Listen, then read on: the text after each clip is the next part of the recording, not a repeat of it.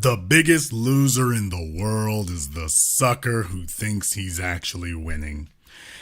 And if a woman is really smart and really slick, she will convince him that he's the one who's winning when he's actually losing. So you knew I had to get to this. Steve Harvey, who is a repository of horrendous advice where women are concerned, has basically weighed in the red pill era. Not content to keep his mouth shut about things he doesn't know anything about, he's decided he wants to weigh in on a statement that I created, which is the man is the table. He's decided he wanted to weigh in on that. And you all didn't hear that before I came along, so take that for what it's worth. So he wanted to weigh in on that. And I found that all to be very interesting because what it does is it underscores why it is that young fellas don't listen to these old dudes. They have no game to give. They have no wisdom to give. And they're the biggest suckers in the room. And the young cats don't want to be that. So that's what we're going to be talking about here tonight. Now, for those of you who were not aware, in the unlikely event that you were not aware, old Steve Harvey did an interview with Shannon Sharpe. And during that interview, boy, he stepped in every which kind of way you possibly could. He did all right for about the first hour and 45 minutes. It's a 2-hour interview. He was okay. And then right when he got to an hour and 45 minutes, that's when he starts deciding that he's going to tell everybody about, well, before we get to that, first and foremost, I think it behooves us to let him tell the story of exactly how it is that he met Marjorie Harvey. Now, as you all know, or at least you should know here, Steve was married twice before. There are folks who blame Marjorie for his divorce from his second wife. But let's be clear, a man at this stage of the game isn't going to do anything that he does not want to do. He didn't get drugged, kicking and screaming into anything. That was what he wanted to do. He was done with it. And so he made the exit, even if it was ungraceful. Of course, his contention is that his second wife was a problem. I can see how that could be true too. But Steve wants to tell us all about how he met Marjorie Harvey. And before we get into his comments about men and telling us what we need to accept, I think it's pertinent to let him explain, well, his experiences and what he found to be acceptable. You finna get yourself together. Now, you done lost everything twice. You Twice. want to do it again? You want to do it again, or you want to see what I got for you?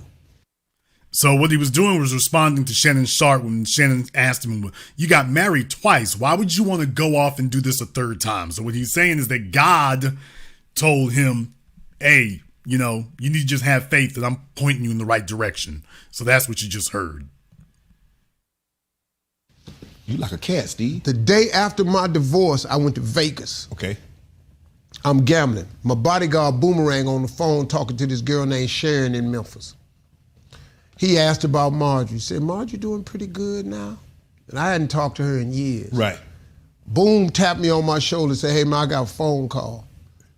Now, there are some reports that allege that his bodyguard actually knew Marjorie, and I don't just mean casually. So, in any case, I said, dog, I'm gambling. I don't talk to nobody. He said, no, dog, you need to take this phone call. So I thought something was wrong. So I got her from the roulette table. I said, hello. She said, boy, what you want? I said, Marjorie? She said, yeah. Was that not the most blatant, hey, big head, you ever heard in your life?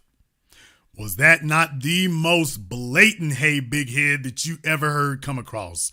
So that's when you know a female knows that she's got you around her finger. She can come back damn near 2 decades later. Hey, big head. Hey, boo. And his nose was wide open. So I just said, so how your punk ass husband doing? I the first thing I said. Because he's a punk ass dude to me. I still hold strong to that one. Well, now that old dude is out of prison and writing a book about you, I imagine he's going to have his say now, Steve. Not a good look for Shannon either, because like I say, you don't know this man, Shannon. So, well, it's a funny joke. I don't know how funny it is, but you shouldn't act like that, dude. You don't know this dude. You don't know what the real deal is. You don't know what's right or what isn't. I would just tread very carefully if it was me. I've never retracted that statement. Okay. I said, how your punk ass husband doing? Because I had heard she had got married. Right. She said, boy, I've been divorced 3 years. Uh-oh. Like. Now, the guy that he's talking about, however, remember, Jim Townsend was the one who she was married to when he first met her. Remember, she got kids with him. He goes to prison. She marries his cousin, gets kids with him. Yeah, first husband's cousins. Marries that fella. He's a drug dealer. He gets sent to prison. So Steve couldn't have been talking about number two. He talking about number one. Forgetting about number two altogether. So, all right. Yeah, this is strategic thinking right here. First thing I said. Because he's a punk ass dude to me. I still hold strong to that one. I've never retracted that statement. Okay. I said, how your punk ass husband doing? Because I had heard she had got married. Right. She said, boy, I've been divorced 3 years. Uh-oh. Light bulb go off? You start smiling? I'm talking about, man, like a halogen light bulb, and they hadn't even been invented then. I'm pretty sure it was more like a lightning bug. I'm pretty sure it was more like that, but all right. Ding! I ended up going to Memphis, met her for lunch. She told me about a divorce. I said, I'm divorced too. She said, boy, shut up lying. Because it hadn't went public. Right. And she said, shut up, I know you got married again. And I said, no. She didn't really believe it. It took me 2 weeks to convince her. We talked on the phone that New Year's Eve. She was in Hawaii with her kids. I'm on the phone with her all night, man. Just remembering stuff. Hadn't seen her. Then Valentine's Day 2006, she came to New York. That was it, dog. She ain't left your side since? No. And God said, that arrival and departure sign, you're going to take that down off the wall. Wow. I showed it to you one time. You didn't get it then. And after her, man, I mean, really, you look at my career and my life after her, it's just been a rocket shot. You credit her for everything that we see Steve Harvey sitting here today. You credit her for that. The man that you became, the way you dress, the way you talk, the things that you have going on great in your life. You said, that woman over there. Because I know what it is. Now, this right here, in my opinion, is a dangerous amount of projection. He's giving her credit for what he's done. This is what happens when you're trying to create and justify somebody's presence in your life who's very questionable. So what you're doing is going above and beyond to try to manufacture a rationale for keeping them around when you know your basic survival instincts are telling you, hey, wait a minute, she had a chance to be with me 18 years ago. If she was able to get in touch with your bodyguard and whatnot while you were at the casino, she's been able to get in touch with you the whole time. She was always available, and yet nothing happen, so you know it's not right. And I wanted to show you all this picture right here in particular. Steve and Laurie Harvey, she got a bunch of kids. It's been a bunch of years. She been with a bunch of other dudes. Because the two husbands are just the ones that everybody talks about. If you actually believe that was it. If you actually believe that that was all, you're under a huge misnomer. If you think that was it. You also notice by body language. You notice when a woman knows that a fella values her, and then you know when a woman knows that a fella has overvalued her. And this picture right here, after all these decades, all them kids, all these men, and he's looking at the camera like, yeah, I'm pulling something slick. Yeah, I'm the man. And she knows it. She knows it. That's the one picture. But here's another one. You all can see here, she's not even looking at him. She's looking at her wonderful audience. What I'm saying to you is this has Will Smith and Jada Smith. This has Russell Wilson and Ciara written all over it in huge boxcar letters. That's what you see right there. He's not the star of the show. She is. She's not his fan. He is her fan. You know why? Because of what I always taught you all. And don't get me wrong, this woman is nickel slick. She really is. She's executed exactly what I taught you all and told you. She understood that he's been holding a candle for her for decades because back when he was younger and struggling, he assigned a specific value to her. He assigned a specific value to her. And she knows that now y'all gotta remember, he said earlier in the interview that he was a poor kid from West Virginia. She from Memphis, he from West Virginia, or at least she was in Memphis, West Virginia. He was a poor boy, a poor black boy. What did he say? They didn't even have indoor plumbing. They didn't have indoor plumbing. They had to use the bathroom outdoors. He came from a very poor background. So you got to understand, for a poor Southern boy to meet this slick chick from the city,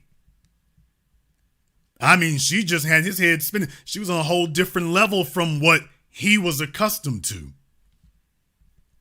According to the interview, he said he was born in West Virginia and moved to Ohio, that they moved there. You can go back and listen to the whole interview if you want to. For anybody there who's trying to do that now, just if you haven't heard the interview, you need to go listen. I don't have time to catch up.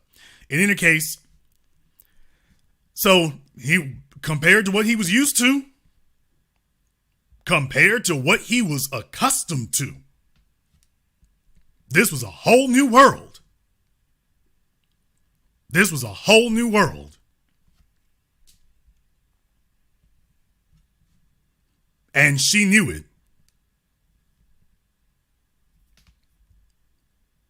And she's been working it ever since. And that was smart to do on her behalf. That was smart to do, man. That was wise to do. That was wise. It was wise right up until he starts deciding he's going to tell us about how things should be. During the interview, Shannon Sharp said, he brings up to Shannon Sharp that Shannon had paid for his own divorce. So that Shannon paid for his own divorce. Well, you would have been okay if you had just left it there, but he wasn't willing to do that. He was not willing to do that. He couldn't just leave Shannon to his own comments. He had to keep going. You got something. You get the wrong one, but it's like a man to a woman. If you get the right man, you can go somewhere. Right. You get the wrong man, you off. Like I heard you say one time, well, I was laughing so hard. You said you paid for a divorce. Yeah. I said, this dude right here was committed. But see, I want people to think she was getting a divorce already. I didn't break the home up. I don't because give a damn. Because you know how people take it and run with it. Yeah. She was getting a divorce. And him on the money. Right. Right. What's wrong with that? Right. I'm trying to invest in my future. Right. See, these dudes kill me. That's what's wrong with this generation today. These young boys today, what do she bring to the table? The hell you mean, man? What do your ass bring to the table? You got a woman that can come to the table that can make another you. So that's his argument.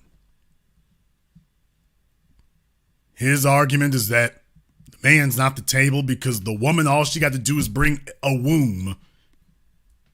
But that's it right there. That's the qualifier. Now, I'm going to play it again for you here in a moment.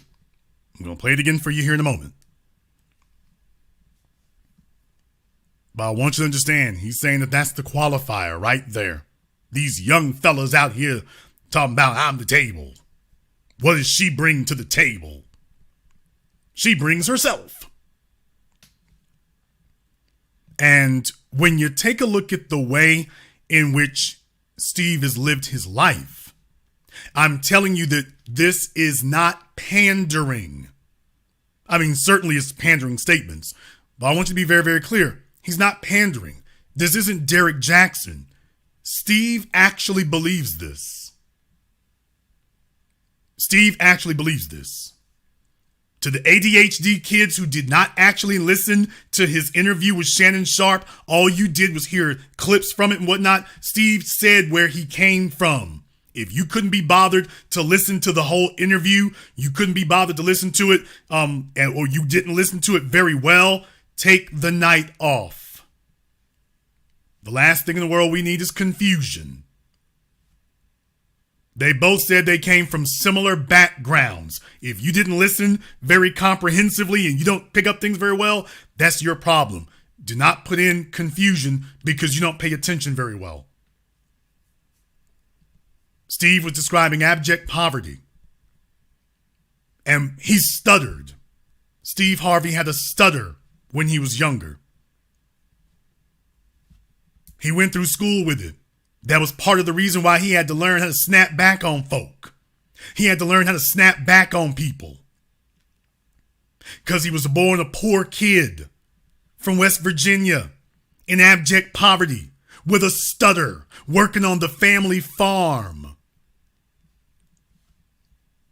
So just understand in many ways, you got to understand that's a traumatic experience that sticks with you for the rest of your life. So when he finally did start coming up some, he met this chick, caramel colored. Could you imagine what she looked like 20 years ago? Could you imagine what she looked like 20, 25 years ago? Could you imagine that? Well, that was what little old poor Steve Harvey met. Go take a look at the pictures of Steve Harvey when he first started out. Wasn't nothing polished about him. You could tell he was struggling. And according to his story that he told Shannon Sharpe, he was still living in his car at the time when, just by incident, because he was getting ready to try to go back home to his folks, then he was like, hey, he got a phone call telling him he could come host Showtime at the Apollo. Got his big break. But he wasn't moving no weight. He wasn't making any money. He had only a couple of dollars to his name. And that's when he met her. That had to have been an incredibly impressionable experience for him. And seeing who she was back then compared to him, he living in his damn car.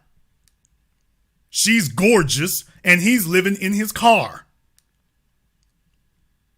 So of course he's been wanting to get that win back all this time. Since nobody can explain to you all the psychology of it, Steve Harvey been trying to get that win back all this time. Marjorie was running around with drug dealers. She was running around with dope boys. She was sitting up here living it up. She was styling and profiling. She's sitting up here dressed down or dressed up. She got the Louis Vuitton. She's chasing the bag. These couldn't have been the only dudes trying to get with her. So she was a hot ticket for a little broke fella like him. She was hot as hell back then, I imagine. Hot as hell. And he's been trying to justify that ever since. He's been trying to compensate for it ever since. He's been trying to prove that he was worth her attention and worth that time ever since. He didn't have everything together back then, but he's been trying to prove it ever since. He's been trying to prove something to himself. And Marjorie Harvey knows this, which is why she has assumed the correct position. She's made him feel like he's got his win back. That if she had it to do over again, see, that's what she's convinced him. If she had it to do over again, why, no, I wouldn't have chosen them 2 drug dealers and all the other dudes before you. I wouldn't have done that. Why, I would have chosen you first. Why, of course I would have. Although her first husband has some choice words about that. According to him, Marjorie Harvey had some choice words about it back then. Take that with a grain of salt if you will. Take it with a grain of salt if you will. But I found it all to be very interesting. And Steve is out here now trying to give us all advice about this. And there's only one problem, Steve. We got to ask ourselves, do we want to be where you are? And I'm talking about, is that the kind of woman we want to be with? Do we want to have to make all the mental and emotional compromises that you've had to make to gaslight yourself into believing that this was just meant to be ingenuine and that it's not really the result of a series of calamities?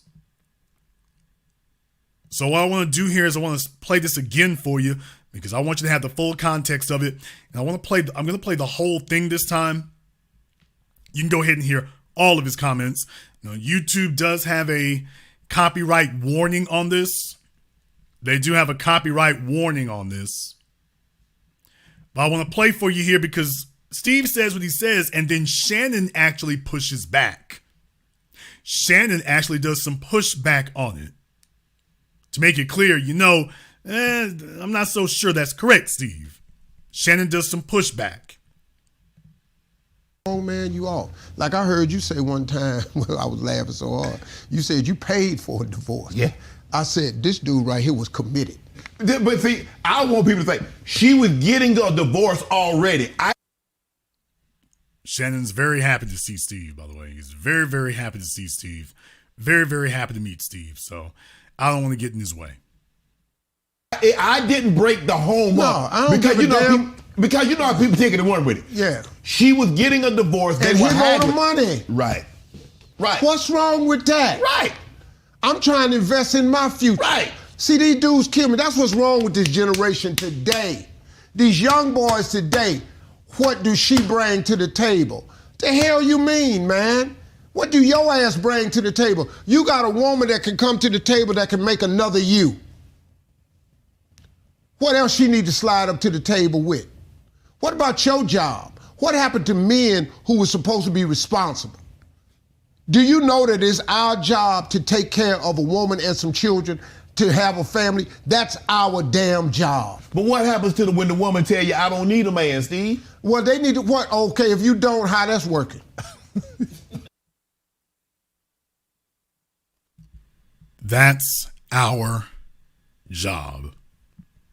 That it's men's job to take care of a woman and some children. That's our job. That's our purpose. That's our function. Found that to be very interesting too when you say that. With this generation today, these young boys today, what do she bring to the table? The hell you mean, man? What do your ass bring to the table? You got a woman that can come to the table that can make another you. What else she need to slide up to the table with? What about your job? What happened to men who were supposed to be responsible? Do you know that it's our job to take care of a woman and some children, to have a family? It's our job to take care of a woman and some children. Now, you notice Steve meant that the way he said it. Steve didn't stumble or stutter with that. He meant it the way he said it. He said, it's our job to take care of a woman and some children. Not your woman and your children. See, this is that takes a village. No, just if a woman got some children, folks, this isn't pandering. This is his core beliefs. Well, you know what? A real man step up. That's what he's articulating there. That's what he's articulating. A real man step up and take care of the folk. It don't matter who the dad is.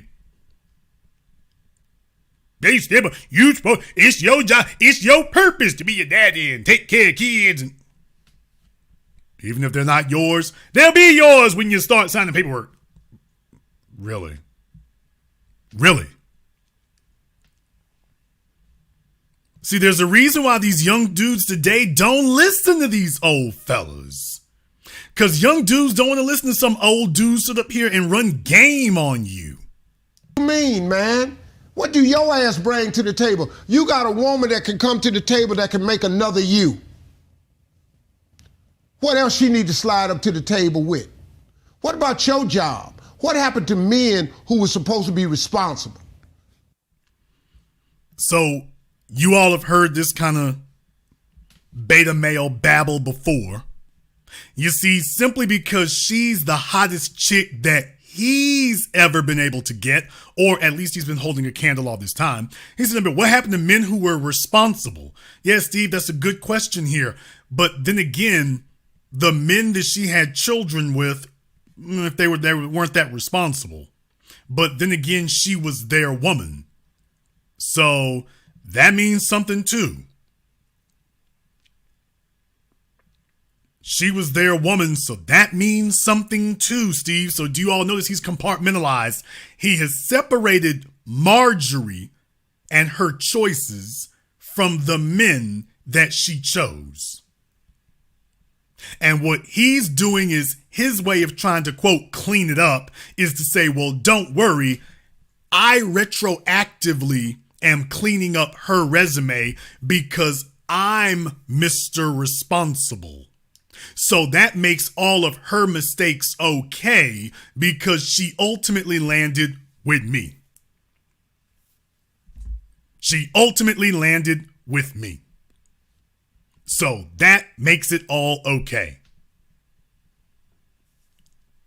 This is how he rationalizes it to himself. I'm the responsible one. Not I'm a sucker. I'm responsible. So he's saying that he's being noble. That's what he's saying. I'm noble. I'm being noble. You all think I'm a sucker. I'm not being a sucker. I'm being noble. A man is supposed to take care of the widow woman and the orphans. Even if the widow woman is the reason that they're orphans. You're supposed to do that. Now I got a question here tonight.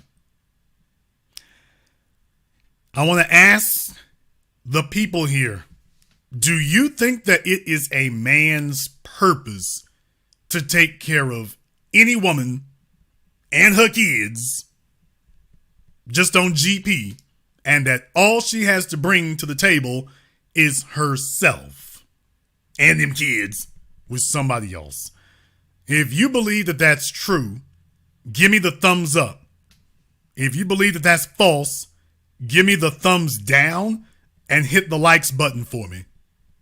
So for 4,000 people watching this live right now, and I want to take this as an opportunity to clear a few things here. I want to take this as an opportunity to get you to update your files. But if you don't like what you're hearing here tonight, I'll wrap things up here in a few minutes. No reason to belabor the issue, because if you think that Steve is correct and you want to just go ahead and support it anyway, that's fine. But if you do, hit the likes button for me. It's over 4,000 people in here. Hitting the likes button lets folk know that you agree with what you're hearing. It lets people know you agree with what you're hearing. We should have over 2,000 likes right now. So I know you're listening with rapt attention, but you need to let folks know that you agree with what you're hearing here tonight, particularly for the young men. You see, this is what we need to take care of solidifying in the post-red pill era. The pearly things era is over and dead. The red pill era is over and dead. The black manosphere era is over and dead. And truthfully speaking, the manosphere era is over and dead. Where do we go from here? It's time to go to the manhood era. And part of that is not being a fool and not being made a fool of by somebody, and then trying to redefine that as somehow being a win. You know, as a male, you can tell in your heart, you feel it in your bones, you know that this isn't right. You know that this isn't a win. You know that what Steve Harvey has chosen to do, he's trying to rewrite this into being something great, but you know it's not. You know it's not really advantageous. Jason, how can you say that? I'll tell you why. Because there is one fundamental truth that you understand and you feel in your bones, in the pit of your soul as a man. I'm talking to the men right now. We're going to come back to the women in a minute. But to the men listening, what's wrong with this is what all these other people have failed to teach you about. The banner on my page says that this is the definitive school of power dynamics. What you don't like about Steve Harvey's relationship with Marjorie is you can tell that she's the one in the position of power and he's serving her and just along for the ride. At no time is he exercising power whatsoever, because if he were, he never would have married her in the first place. What is the benefit to him of marrying her? What's the benefit that he would have gotten? What did he get? What is it that he got marrying her that he couldn't get from her staying unmarried?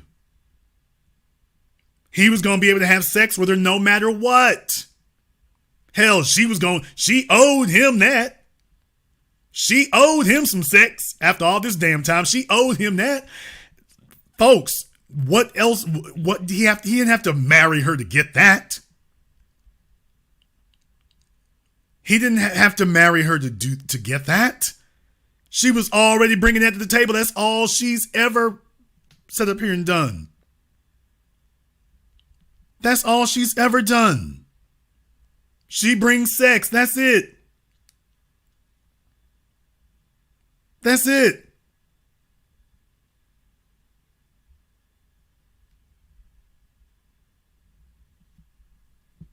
So somebody trying to sit up here and act like it's something special. No, it's not.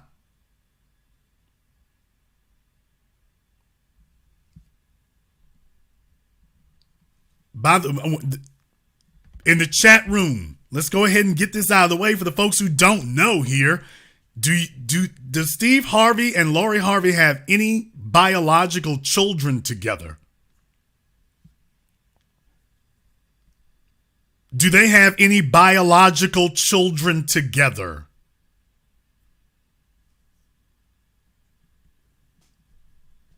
That's the point.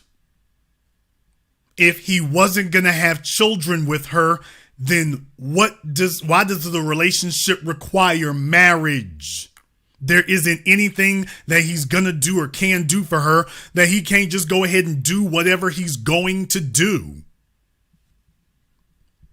You're marrying her for what?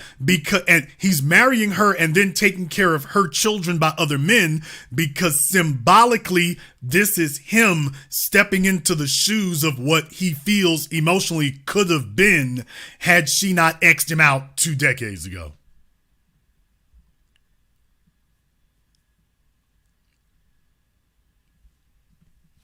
That's why he's doing it now, because he's vicariously telling himself, well, hey, if we had stayed together, take a look at Laurie. I bet you my daughter would have looked like that and all this. That's what he's saying now. He's doing it vicariously. But the problem is he overpaid. He overpaid. There isn't anything that he's getting from her now that he couldn't have gotten just by continuing to date her. Where was she gonna go? The 2 niggas she had children with was in the pokey, doing football numbers. It took a presidential pardon from Barack Obama to get Jim Townsend out of prison.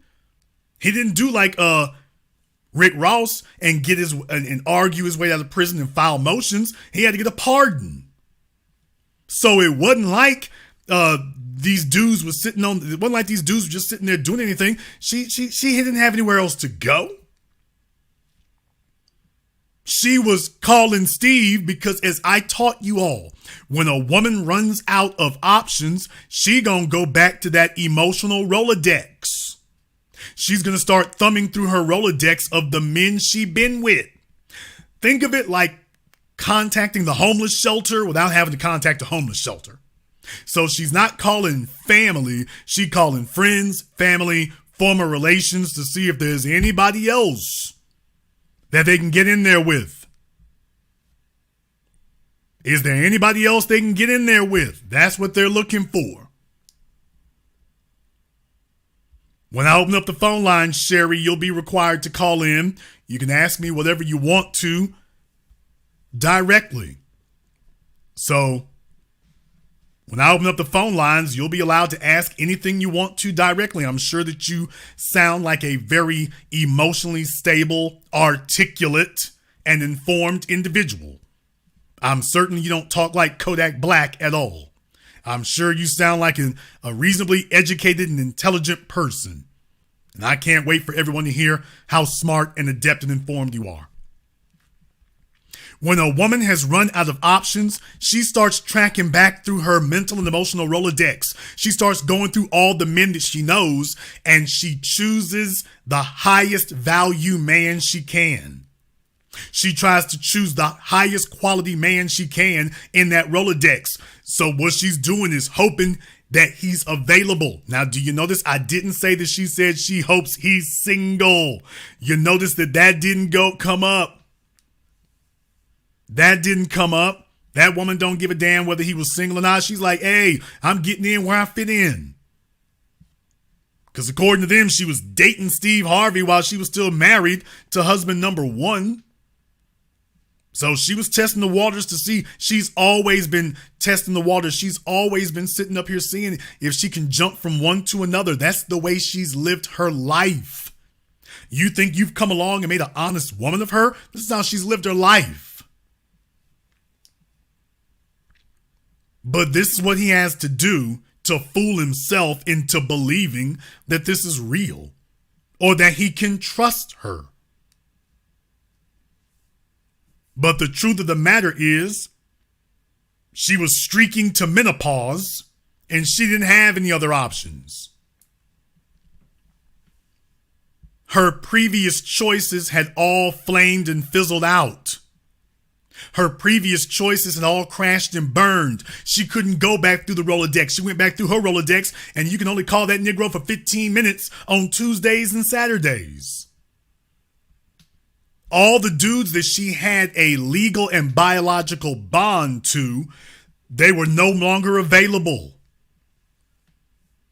So next thing you know, she's calling Steve's bodyguard. Now, the way that Steve tells the story is his bodyguard was on the phone with another female, and that other female just so happened to have Marjorie sitting right there in earshot. However, there are other folks who say, there are other accounts that say that Marjorie was fooling around with had a relationship with the bodyguard. So it depends on who you believe. It depends on what you've heard and who you believe. But in any case, that woman knew exactly how to get a hold of Steve. She knew exactly how to get a hold of him, and literally the first time she gets on the phone with him, that's the last time she ever needed to make a phone call because Steve was sprung. Just as soon as she let him know, as soon as he got on the phone with him, that was it. Steve was sprung. Steve was sprung. And when a woman is looking to climb and a woman is looking to get what she can get, she know every woman listening to me right now. Ladies, can y'all just tell the damn truth? Can y'all just tell the truth? You all know, y'all got back pocket dudes. That is y'all know when you got your back pocket fellas who are just sprung on you and you have no intention of doing anything with him unless worse come to worse, break glass in case of emergency. Ladies, if you all know that there are certain dudes that you know full well, you only gonna tap into him if you need something. Give me the nail polish emoji in the chat room. Can we just keep it real for a minute? Ladies, if you know that's the get down, that a woman always got back pocket dudes. A woman has always got a couple of dusty orbiters or just lame orbiters that you know that you're not telling him to go screw off in a way to run him off. You make him think there might be something, and you just keep him circling for months, years, decades. You know what you doing. That you done sat here and let him circle the drain now since the NWA days. Since the Bad Boy Records days. Since the Cash Money Records days. Fellas, you better take a look at all them fingernails you see in that chat room. Now, if you ask the women, they gonna mislead you. If I ask, they gonna tell you the truth up in here. They gonna tell you the truth up in here. If I ask them, they gonna show you. Hey, you better pay attention to that. You better pay attention to that. It's a cold ass game. This is the get down. And for that, what I'm telling you is what Steve is not going to tell you. Steve is not going to tell you, hey, this woman meant what she did. This woman meant what she did. She wasn't playing. She meant what she did. That was not a play. She was not playing around. She really was going to take them dudes if they were available. She was going to sit with them. So Steve is okay and comfortable telling himself this. Yeah, but what if the rest of us aren't? Then what? Now, what I'm saying tonight is kind of painful. It's kind of painful, especially there's a lot of ladies, can we just be honest? A lot of you were sitting up here telling yourselves that things were going to go one way, and it didn't. A lot of you are telling yourselves here that things are going to go one way, and it didn't. There's a bunch of ladies listening to me right now. There's a lot of females listening to me right now. Ladies, can we just be totally honest with you here? There's a bunch of you who are listening to me right now, and it ain't nothing nice. It ain't nothing nice because some of your plans from back in the 90s and the early 2000s or 5 years ago, your plans ain't worked out the way you were hoping that they would. You gambled and rolled the dice and bet on some fellas that came up snake eyes, and now you kind of in a bind and in a situation. Now you having to see if you can go climbing back through your mental and emotional Rolodex. You have to go crawling back through the men that you used to know because there aren't any new ones opening any doors. The arthritis is setting in. Them car payments setting in. Maybe you got lucky and paid that thing off and you're like, ooh, this thing getting old. It's living at the mechanic shop. That life you've been telling yourself that you were owed all this time is like, oh, it wasn't never coming down. So the things I'm saying tonight are going to be very, very painful for a certain segment of you. Because Freaknik didn't work out. You put all your chips on the dope boys. You put all your chips on Mr. Swaggy. You put all your chips on him and you told yourself, well, don't worry. I'm going to get to go back to the sexual marketplace. It don't work that way. It doesn't work that way. So what I'm saying is painful because you've been fantasizing. Oh, well, don't worry. There's a Russell Wilson out there waiting for me. No, there's not. Ciara got Russell. Marjorie got Steve. That's a wrap. Angela Simmons, Yo Gotti. Ladies, unless you operating at that level, forget about it. Yo Gotti had his choice of a bunch of different women. He only had eyes for Angela. So what I'm saying is if you didn't already know these fellas, you ain't gonna get to know them fellas. If you didn't already know them, you ain't gonna get to know them. Yo Gotti would rather deal with Angela and her kids than to deal with you and no kids. You ain't gotta like it. It's the truth. Let me burst your little delusional bubble. These fellas, Russell Wilson would rather deal with Ciara with her kids than to deal with you with no children. He been waiting on that train to come in for a minute. There's nothing you can do to roll that backwards. You don't have any leverage.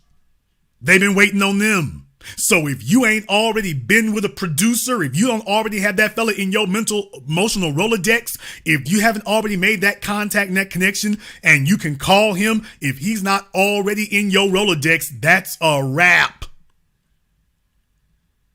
Marjorie Harvey was not stupid by any stretch of the imagination. She played the game and she played to win. She played the game and she played to win. When she was with Steve, he wasn't the best she could do. Oh, she chirped him on out. When the ex-husbands all got locked up, man, look here. As soon as Steve Harvey gave her the call, that was the last time they could call her. That was the last time they could phone her for anything. She was gone. And Steve has said that some of the children didn't want him to marry her. Some of her kids didn't want him to marry her. And you notice he said they didn't want that. Marjorie's like, yeah, we'll see y'all at the altar or not. This is the last train leaving. I'm not mad at her. I'm not mad at her at all, but I'm not a fan of disinformation either. What do you mean, man? What do your ass bring to the table? You got a woman that can come to the table that can make another you. What else she need to slide up to the table with? What about your job? What happened to men who were supposed to be responsible? Do you know that it's our job to take care of a woman and some children, to have a family? That's our damn job. But what happens to when the woman tell you, I don't need a man, Steve? Well, they need to, what? Okay, if you don't, how that's working? You know, how that's working? Who don't need no man? I'm independent. I can do for myself. Yeah, but what do you want to? Yeah, okay, you can drop a transmission. You can sandblast your house. But hell, do you want to? No. If somebody could get out. Steve would have been doing a better service to humanity if he had started off by saying that part first. So y'all got to understand, Steve, he knows what the truth is, but there's a conflict. There's a conflict with Steve. Because he's trying to redeem Marjorie, which means you got to keep it focused on the men and what they're not doing. Can I just say what the truth is? Because Steve already knows he doesn't get respect among the men. Don't get me wrong. I would do business with Steve Harvey.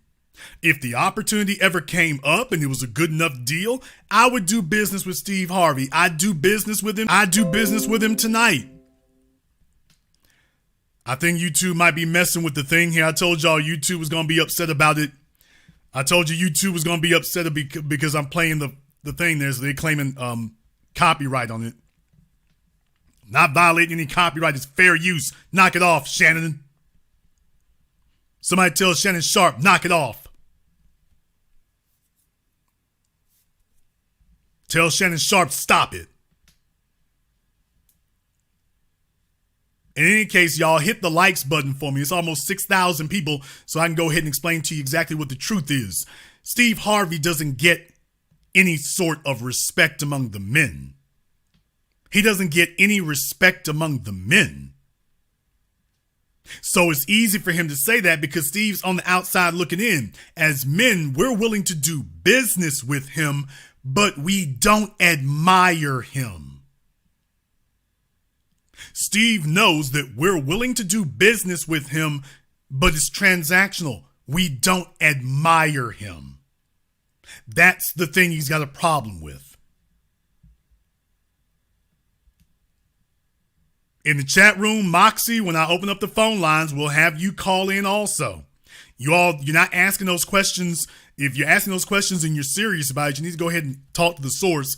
I'll open up the phone lines here in just a few minutes and we'll get to that. If YouTube doesn't stop hating.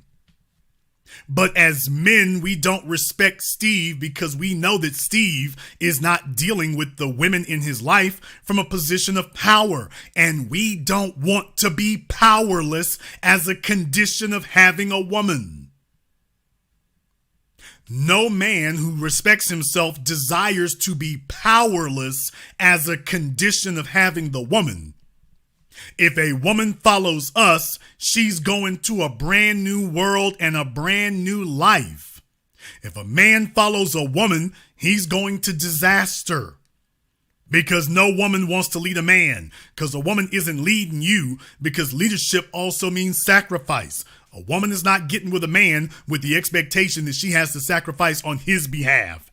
A woman is looking for a hero. She isn't looking to be one.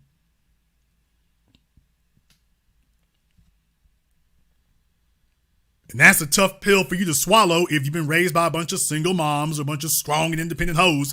But that's reality. That is reality. Now, Steve would have been okay, even at this point here, if he had left it alone. But believe it or not, Steve still isn't done yet.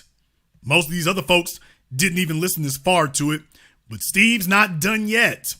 He's got some more gems to drop on you. Then drop this transmission for you and sandblast your house. Why don't you go get your nails done? I'm not trying to reduce a woman to nothing else. Be all you can be. But damn, who don't need a man? I'm not trying to reduce a woman. Be all you can be. Problem: a woman can't be great without a man. Let me say this again. Ladies, a woman cannot be great without a man. She can't. Because your status is determined by the quality of man that you can get. Let me go ahead and make this a little more concise for you. Men have to become great. Women have to find greatness. So a woman can't be great without a man. We are the ones who have to pursue greatness. A woman has to pursue the man who has achieved greatness. But a woman can't be great without a man. Other women don't admire you for your income, your education, the car you drive, the house you live in. Other women don't admire that. And men don't admire that about you either. There's no one who admires it about you. There's no one who esteems it about you. There's no one who thinks more of you as a woman because of what you've, quote, accomplished, the mountains you've climbed. The only thing that gives you status is your ability to get a man to validate that. Without a man to validate it, you don't actually have anything. If you think that you are great, to any woman here who doesn't like what I'm saying, if you think that you are great, go and take your greatness in front of other women and see how much admiration that they give you for it. Go take it in front of them and see how great they think you are. Y'all have heard of Beyonce. Beyonce has a lot of people around her, but do you notice Beyonce don't have a bunch of females around her? You've never seen Beyonce with a bunch of women. Now, you've seen Beyonce, you can name several men, starting with her father, but you ain't really seen Beyonce with a bunch of women around her. Yeah, because she knows women ain't gonna make her great. She knows that women are envious. Yeah, they'll buy her concert tickets one day and be trying to lay up with Jay-Z while she's out there on stage making her body bootylicious. And she knows this. And oh yeah, by the way, every single woman in here knows it. Every woman listening to me in this broadcast right now, you know full well, other women don't think you're great. Not the way a man does. I covered this during my Galentine's Day specials for not this year or last year, but the 2 previous years when I did the Galentine's Day specials. And we sat up here and I said, ladies, what's the most expensive gift that you ever purchased for another woman? Well, there's the problem. Women don't purchase gifts for other women. If they do, they're very token gifts. There's not a single female in this chat room tonight who has bought a car for another female as a gift. Not even your mama. Don't even start lying. You might have gave her a couple of dollars so she can get that alternator replaced, but you did not. There's not a single female, listen to me right now, who went to a new car dealership, worked 6 months out the year so you can put down $5,000 for a down payment to go purchase a car for another female as a gift. I don't give a damn if you grew up together as children playing with Barbie dolls. I don't give a damn if she gave you a kidney. There's not a single female in here who would do something like that for another woman just on GP. Not a single one. Now, there's a bunch of women who have hit up their quote-unquote male friends and asked him if he can throw you some dollars for your rent. You know who you didn't ask? Your girlfriends. You didn't ask them because you know women don't take care of other women. With the men, it'll be a conversation. A woman ain't gonna look at you as something she needs to take care of. She's not going to look at you as something she needs to support. She doesn't see any gift in taking care of you. Now, the men, on the other hand, men put a very high premium and a very high value on a woman. There ain't no women, y'all, if to the females in the chat room tonight, let me ask you a question, babies. I got to ask y'all, how many females sit in this chat room tonight?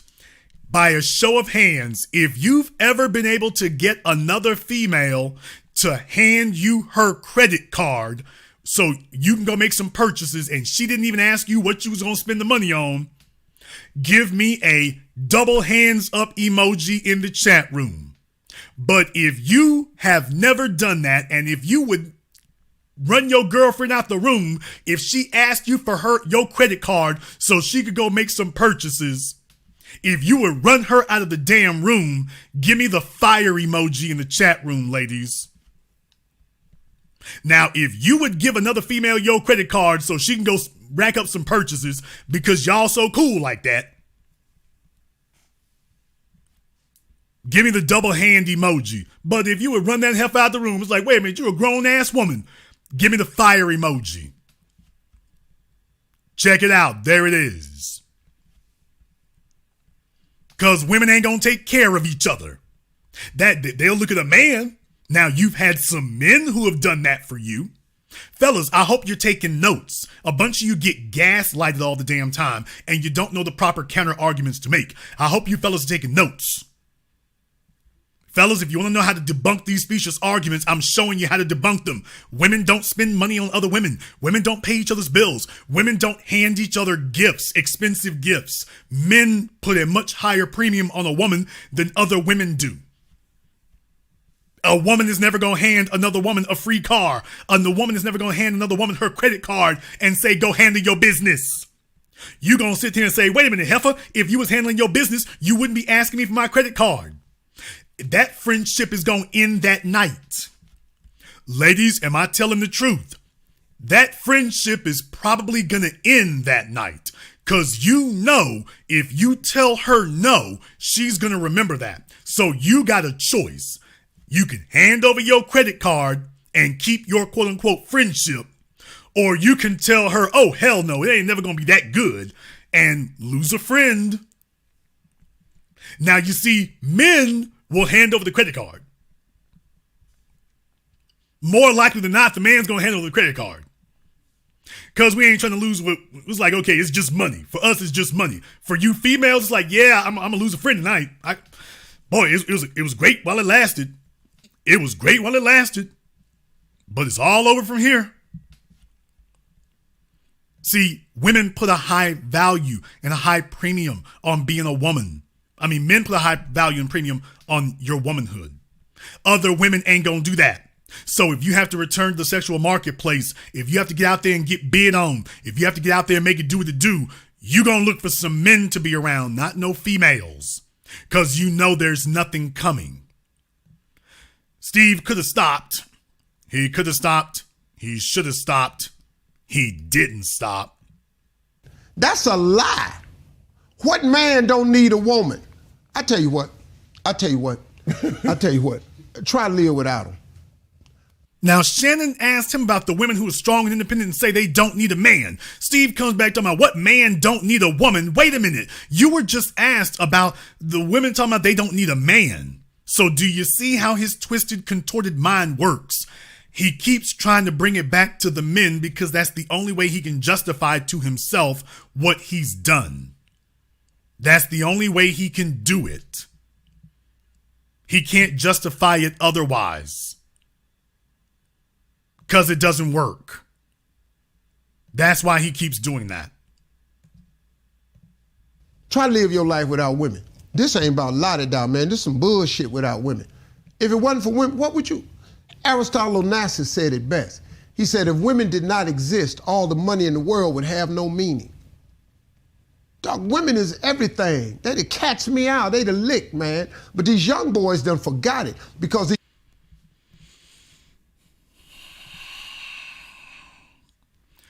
On the one hand, what he's saying sounds logical. And on the other hand, dude, women are everything? Okay, here's the problem with that statement. And I want all of you to pay attention to what you're about to see next. All of the women in the chat room tonight, all the women, if you believe that men are everything, that a man is the top of the pinnacle of everything you can aspire to in life, give me the crown emoji in the chat room. But ladies, give me the crown emoji if you believe that men are everything. But if you're a woman and you don't believe that men are everything, give me the thumbs down emoji. If you're a woman and you believe that men are everything, that they are the most important thing, they're the pinnacle of your existence that you can have, give me the crown emoji.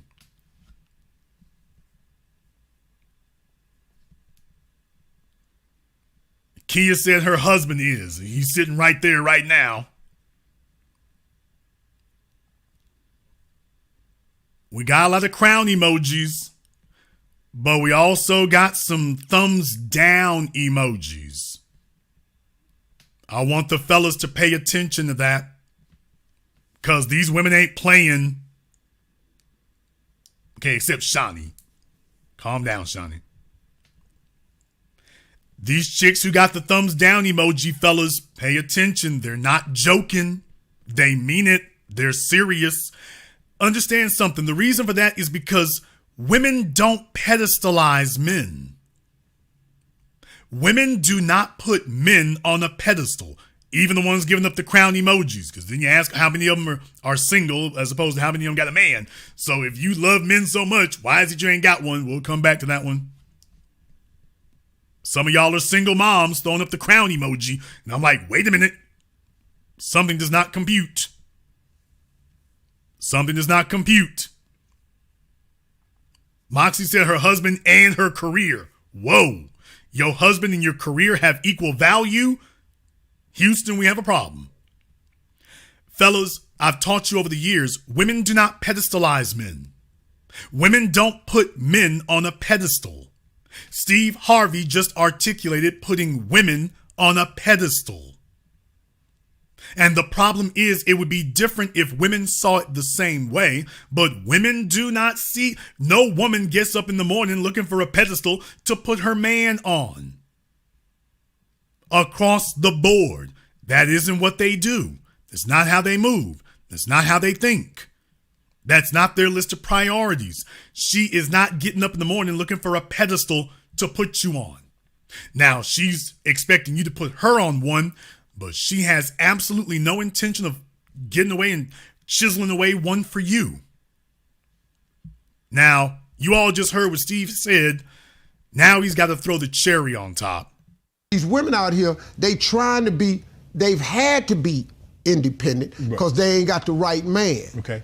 But this system of marriage is still good. Okay. This system of a man taking care of a woman, that's really how it's supposed to be. Did you all hear that? Now here's where the fellas get upset. You heard what he just said. This system of marriage is still good. Now, that was the thing that caught my attention here at the end. He tells, this system of marriage is still good.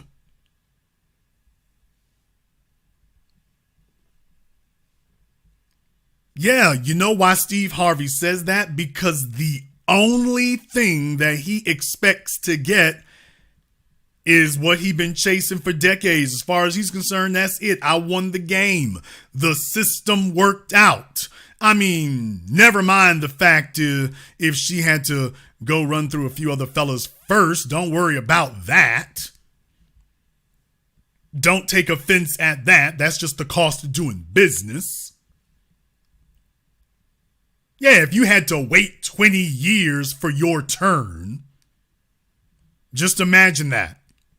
You had to wait 2 decades for your turn. Steve, think about it this way, folks. Think about it this way. Steve Harvey had to become one of the richest people in the world, one of the most famous people on the planet. He had to achieve an outrageous level of wealth and socioeconomic success just to get a chick he was chasing behind 20 years ago. Just to get a chick who suffered 2 decades of depreciation, 2 decades and a gang of kids of depreciation. Do you understand the level of value that communicates to women at large? Because other women are looking at that and saying to themselves, well, I can get run through and dope dealers and a bunch of kids hanging off me, and I'll go grab me a super simp. Because women are cold-blooded like that. Women will know full well they're with the biggest damn simp, and it's like, hey, if that's the way the Hail Mary broke down, that's the way the Hail Mary broke down. Steve Harvey is sitting up here telling you that this was worth that outrageous level of accomplishment and achievement. Meanwhile, she didn't leave a single one of her husbands to come chase him. Did you all notice that? She did not divorce nor leave a single one of his husbands so she could come running up behind him. She didn't come chasing him nowhere. Not at all. Not at all. She just sat back and she bided her time and she waited. And sure enough, there he was. There he was. But you better believe she never would have done that for him.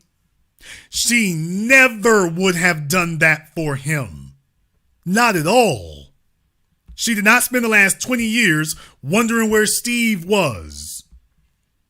She had spent the previous 20 months trying to figure out how she can get back in touch with him, but she wasn't worried about where Steve was. She was like, hey, let me make this dope dealer do what it do. Get off my phone, Steve. Quit calling me. You broke. You a little stand-up comic down there at the Waffle House. Get off my phone.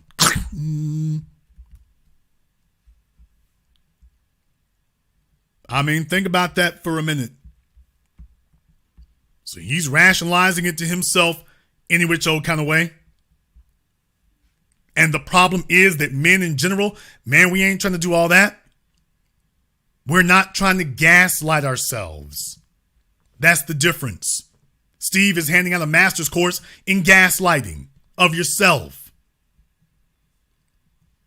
And the problem is that most men are not going to go for it. Most men are not going to go for that because you can see the powerlessness dripping off of him. So anybody asking, why is it that the men don't respect him? This isn't about having his money. Your money is something separate from you. The real question is, are you admired? Do the men admire you? Do you have respect among the men? Do the men want to emulate you? Do the men take a look at your example and say, yes, That's the optimal thing. That's what I want to have. Steve is talking to us like we're stupid and we don't get it. Steve's talking to us like we're dumb and we don't get it. Well, it's very easy for Steve to say that now because Steve had already been married a couple of times himself. And he already had kids with those women. So Steve was perfectly fine hooking up with Marjorie now because they're both at similar points in life. He's talking to young fellas who are still out here in the field. He's talking to young cats who are still out here in the field. They're in their 20s or 30s and haven't made the mistakes that Steve made in his 20s or 30s. I got dudes listening to me right now during this program. You're in a better position at 28 than Steve Harvey was at 28. But he's looking at you like you've grown horns out of your head because he's trying to justify what he's done. And now that he's married her, oh, he's strapped to the game now. That's it. He's strapped to the game. He's got to be in it to win it. He's got to be. He has no choice. But you do. Therefore, the telephone lines are now open. The number is 646-787-1933. That's 646-787-1933. Your personal access code to the program that all your favorite YouTubers love to hate watch. I'm also going ahead and kicking up the link to the Zoom. I pinned that to the top of the chat. So you know Zoom does get priority. If you have been instructed by me or my mods that you need to call in, that telephone number on your screen is your access code. Otherwise, you can have a permanent ban, whichever you prefer. We'll take care of that for you. We can definitely take care of that for you.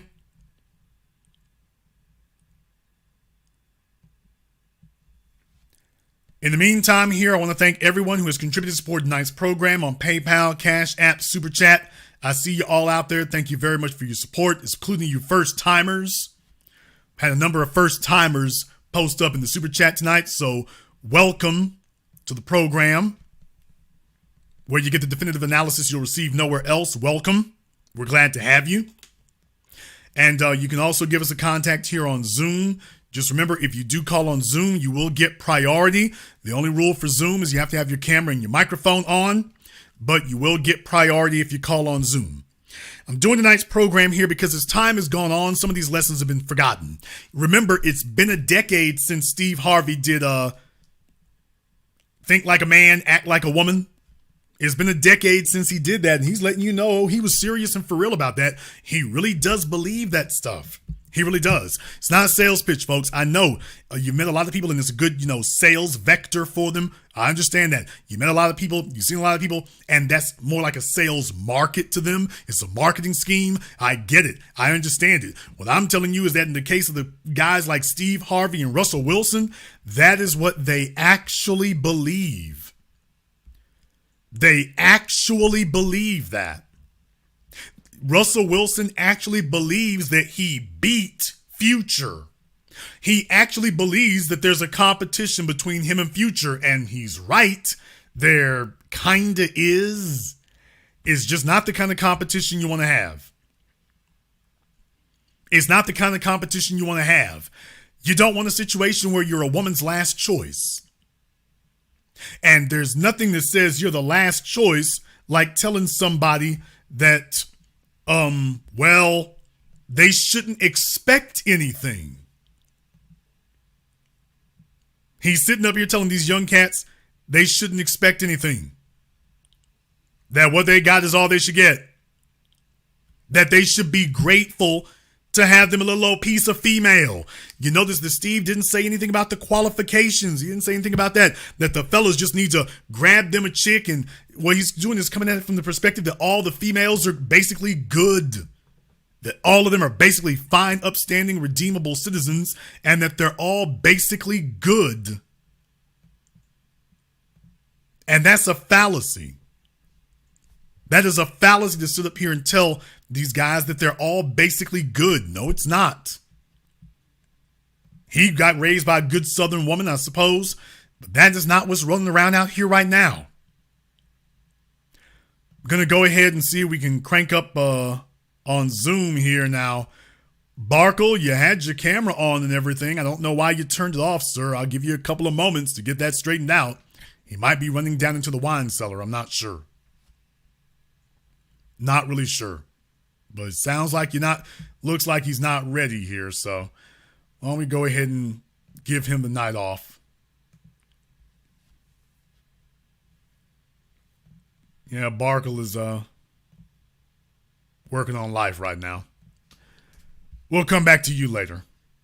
The telephone lines are now open. The number is 646-787-1933. That's 646-787-1933. Your personal access code to the business.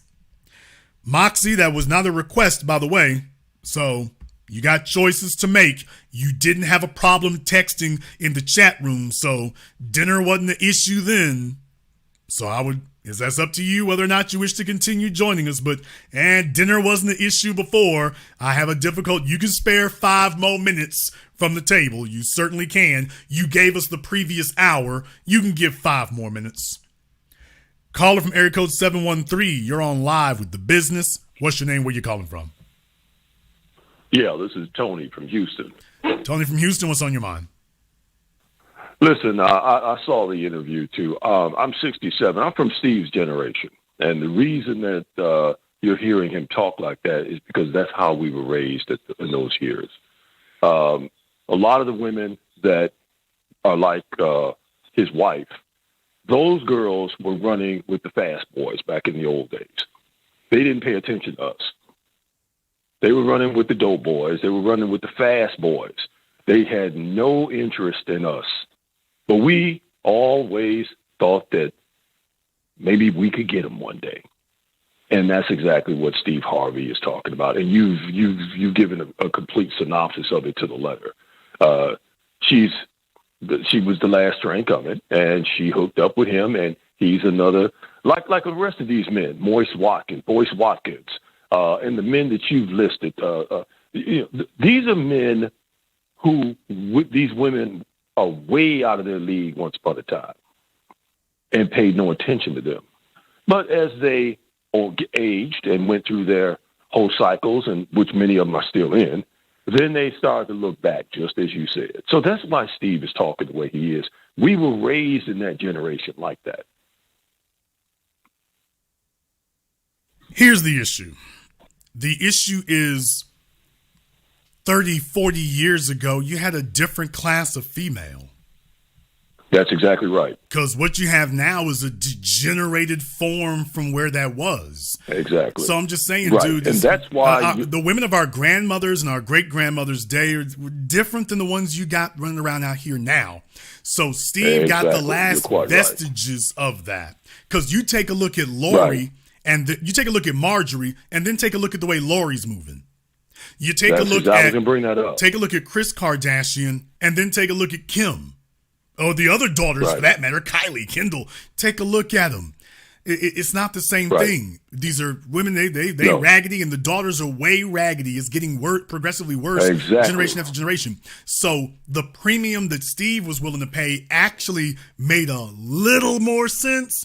Just think about it. Marjorie would probably be a step up from Ciara. I didn't say a big step up. I didn't say it's a big step. I didn't say 4 steps up. But she'd probably be a step up from Ciara. Because you can see Ciara got that look in her eyes. Just the second something better come along. I would trust her for anything. No way. But at least Marjorie can at least play the part like, oh, I ain't going nowhere. So we're not getting the same class of female. The dollar that Steve paid for Marjorie isn't getting the same caliber of female for the dollar that we're spending now. That's exactly right. That's why I don't agree with him. When he said that, I immediately knew that no young man should listen to him. I tell young men 18 to 35, you don't need to get married. The women today, they are mercenaries. They will take everything and leave you with nothing. And it makes no difference what you provide for them and taking care of all that bullshit Steve was talking about, taking care of women. They don't care about that. That's not what they're interested in. They're only interested in the resources that they can carry away with them. That's all they're interested in. They don't want to be wives. Many of these women have never even grown up with their own fathers in the house. You make a very good point about all that. but I disagree with it for one reason. These things will work, but we cannot make the super simplistic assumptions that our grandfathers and great-grandfathers did. Hell, that our fathers did. Exactly. From your generation, we can't even make those simplistic assumptions. It used to be if you worked at the plant, you could meet the girl who worked down at Dairy Queen. That's right. Y'all could date for 6 months and then get married. That is not the world we live in anymore today, period, point blank, end of discussion. Exactly. That is obsolete. You got it right. In an era of Instagram and Facebook and social media, the females have been contaminated by marketing. All of them think they bad broads. She's a size 20. She's 4'3", a size 24. She's shaped like a beach ball and telling you that she's a 10 and meaning it. Right. So what I'm saying is we're out of proportion to reality. What this means is that the advice I give these fellas today is to understand your job is to understand that you gotta give it time. I've told y'all, Steve Harvey does not what they call crap testing them. Steve Harvey don't test them. This woman was able to do whatever she wanted to, drop out of his life for almost 2 decades, pop back up, and he's treating it like everything's fine. He didn't put her through any paces. He didn't make her qualify for anything. He didn't make her earn a position. She hasn't had to earn anything. She got to pick up right where she left off at when she stopped talking to him. So remember what I told you all about the female unspoken assumptions. Females have 3 unspoken assumptions. Number 1 is that you're going to give her time served for whatever man she was with. So that when she gets with you, she's going to pick right up where she left off at. Right. When she gets with you, it's going to be without missing a beat. In that case, in that position, Steve Harvey and Russell Wilson are dream boats. They let both of those women pick up and start off right from where they left off at. They didn't have to pick up anything else. They didn't have to start differently. They didn't have to start from zero. Fellas today got to understand, you can't move that way. When you meet a chick, she starts at 0. You got to put her through her paces. You got to make her sacrifice. You have to make her put skin in the game. You got to make her say no to other people. That's right. If she refuses to do all these things, she's letting you know, hey, if you marry me, I'm taking what I can get. When a fella comes in the door, making it very established what his value is, that he knows his value, and you get her to confirm it. Fellas, how do you get a woman to confirm that she values you? A woman sacrifices for what she values. Yes, she does. This is why I told those fellas, I'm telling them the truth about this. Steve doesn't have it. I told him the truth. Fellas, don't tell me anything about getting airline tickets. If a chick is digging you, she gonna fly herself out. She's not gonna ask you anything. She will fly you out. One or the other. It's not going to be an argument. If a woman wants, they strong and independent. You damn right. She's strong enough and independent enough to call Southwest Airlines. You know why? Because there's a string of, ladies, can we keep it real? Brother, I'm about to get in some big trouble tonight. Ladies, if you've paid for enough airline tickets that you got your own flyer number with a couple of airlines, give me the airplane emoji in the chat room. Just keep it real, just between you and us tonight. Ladies, can we have some real talk for a minute? If you know how to book an airline ticket well enough, you've been on airplanes enough times, you got your own account number with the airline. You got your own flight number with them. Just give us the airplane emoji in the chat room. If you want to keep it real with us, can we just go there with it and just let the fellas know that it is what it is? I'll let you have the last word, Tony.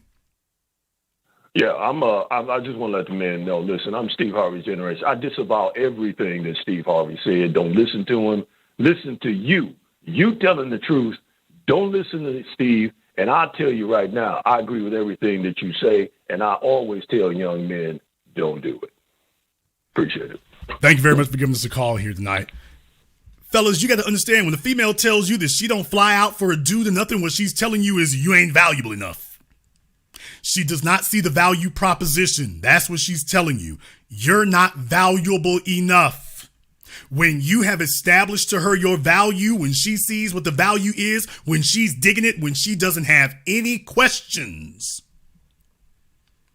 then are you kidding me? They're strong and independent enough to be able to book their own airline tickets.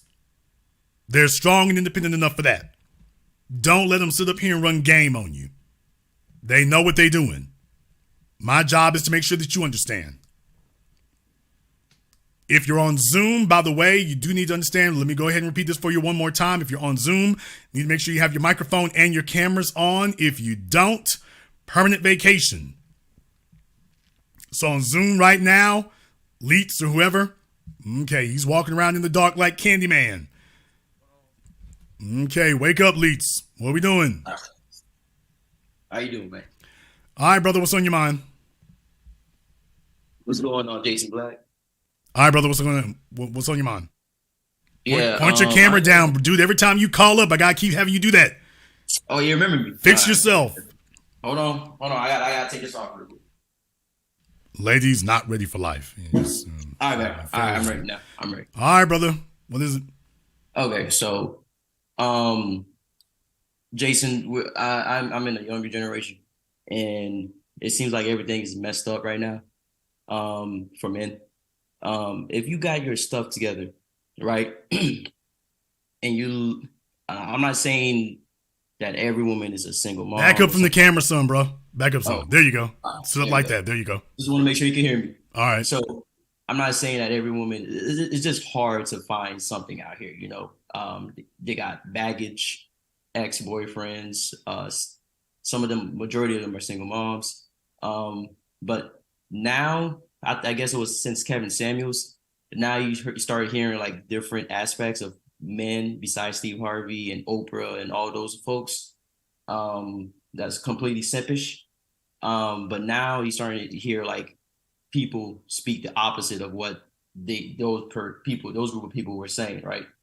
Now, what I'm trying to say is, besides getting people offended, how could you just basically ask politely of women to step their game up so they could be, stop being arrogant and just watch their areas and watch their girlfriends? And I'm trying to make sure this makes sense to you, because this is different than your generation, Jason. I don't know how old you are. Well, understand it's really not different, to be totally honest. We just reached a new normal. Now, what the question you just asked is absolutely an essential one, because that comes to the point of what we're here for tonight. Steve Harvey's answer to you would be, you need to go out, work your ass off, be the highest value caliber of male you can be, and then hopefully a female will bless you with her presence. I'm telling you it's exactly the other way around. So that's to answer your question. Let's be clear about a couple of things here. Now, most females today are not single moms, but a disturbing number are. Enough of them are that it's problematic. So that's the first thing. Well, Jason, how do you get the women to take things more seriously, get them to change their attitude? Jason, how do you get the women? You don't get the women to do a damn thing. You make the changes. Let me remind you all for the thousandth time. A man doesn't get a woman to change nothing. You don't change the world, brother. You change yourself, and the world is required to change for you. If people know they can push you over, they're going to try you. When you make it clear coming in the door, your body language, your dress, the car you drive, the way your hair looks, the look in your eyes, the eye of the tiger, when you show them, hey, I ain't one to fool with, they're not going to try you. But if you look like you can be tried, they are going to do what is natural and try you. Listen, people believe in paying, they don't believe in overpaying. Correct. And if you are trying to fake that you are a caliber of male that you are not, women can see it. She is not going to overpay for you. She's not. She wants to know where the floor is, not the ceiling. She wants to know the minimum she got to do, not the maximum. Correct. And you can't fake your way through that. You got to be it. So what I'm saying is, you don't say anything to her. You don't do anything with her. You are the table, or at least you're supposed to be. So if you're asking these questions, it's because you're not the table. That's why you got to have a negotiation. Steve Harvey was the table, but he ain't moving like a table. Marjorie was like, yeah, the rest of these folk don't know that you're an insecure, stuttering country boy from West Virginia. But I know what you are. And when she came rolling up, he became 25 years old again, 35 years old again. He was right back where he was. Mentally and emotionally, he receded right back where he was. Because he met somebody who he's like, yeah, she knew me back then. So he knows that he sees her the way she was. He doesn't understand that she sees him the way he is. Let me go ahead and make sure I explain it to you all very clearly here so that fellas understand not to undervalue themselves. Steve Harvey sees her the way she was. That young nubile thing. Mm-hmm. Everything was sitting up okay with no plastic surgery required. No kids. No crow's feet. No cellulite. Thick. That's what he remembers. And when he looks at her today, he still sees flashes of that today. That's the way that men are. The difference is he thinks that she sees him the way he was too. He thinks that she sees him the way he was, and that's the way that most men think. The truth of the matter is, fellas, women don't see men the way we were. They see us the way we are. Yep. And if she sees that you've made radical changes, if she sees the money is straight, if she sees you got power, wealth, and influence, if she sees you got confidence and swag, she sees you the way you are, not the way you were.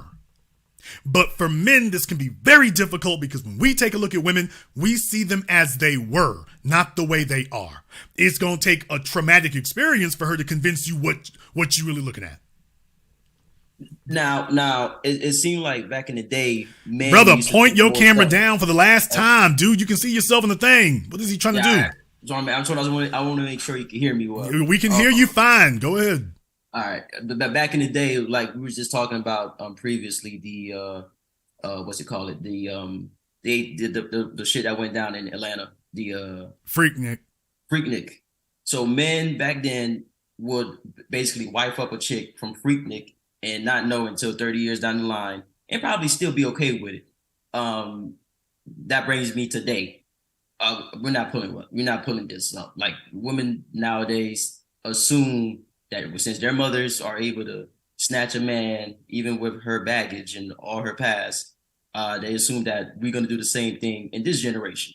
I just want to know, do men really back then did not care about a woman past or did not care about what a woman was? It's not true. That is not true. Men did care about it. We always have. Hell, we've cared about it since the African tribal days. Women back then cared enough to hide it. So what I'm telling you is things haven't changed. It's just degraded, which seems like a change, but in reality, it's like watching the sun rise. Did the sun really change? It's changed position. It's still the sun. So we understand that that's what it is. That's what it is. And we wasn't trying to do it back then. The thing was that the women back then had enough shame and enough sense to try to hide it. That was the difference. They tried to put distance between themselves and that. Today, chicks are 17, 18 years old doing booty shots on Instagram. You can go look back at their history and it would be bad enough if that was the case, but then they standing on it. Just because I got 5 kids by 5 different men's, what you means I ain't wife material? The females back then would have been too ashamed to say that. Mm-hmm. Now that there's a bunch of mama's boys out here in your 3rd generation of bastard baby males, these chicks are sitting up here going full housing project and telling you, what do you mean 5 kids disqualifies me from having a husband? What you mean? Okay. So that's where we are today. But no, we were never cool on that. No, it was never okay. But the women then at least had enough shame and decency to say, I need to hide this. Then why you think they're talking about filing lawsuits? The chicks today would never even do it. Wow. Because as far as they're concerned, hey, this is the norm. The women back then understood, ain't no man going to marry you like this. There's no man who's going to commit to you like this. So it's really a matter of delusion that you're dealing with nowadays. And understand something. Because y'all are young, right now they're being defiant. Once they hit 30, then they're going to flip that switch and start sounding like the chicks from Freaknik. Then they're going to be trying to hide the photos, get rid of the pictures, get rid of them 3 or 4 sex videos they got. You can't do it now. It's about 4 or 5 dudes got you on video on their iPhones. It looks like a yearbook freshman year, senior year. And I'm just saying, so that's the only difference about it. It's not a matter of, oh, hoes were in style. It wasn't that right there. It's that back then they had enough sense to hide it. They had enough sense, enough class. So they understood, hey, you can do that for a little bit, but I better go find a shovel to go bury this with. Correct. Now, a lot of them, they were not as smart as their grandmothers from the civil rights era. Okay. Them chicks was throwing their drawers on stage for the Temptations. But those women were smart enough to say, hey, at least don't get pregnant.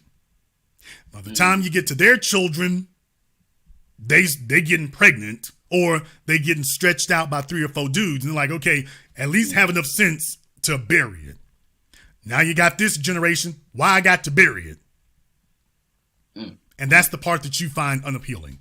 But it was never okay. We were never great with it. You just had women back then who were moving a little bit differently.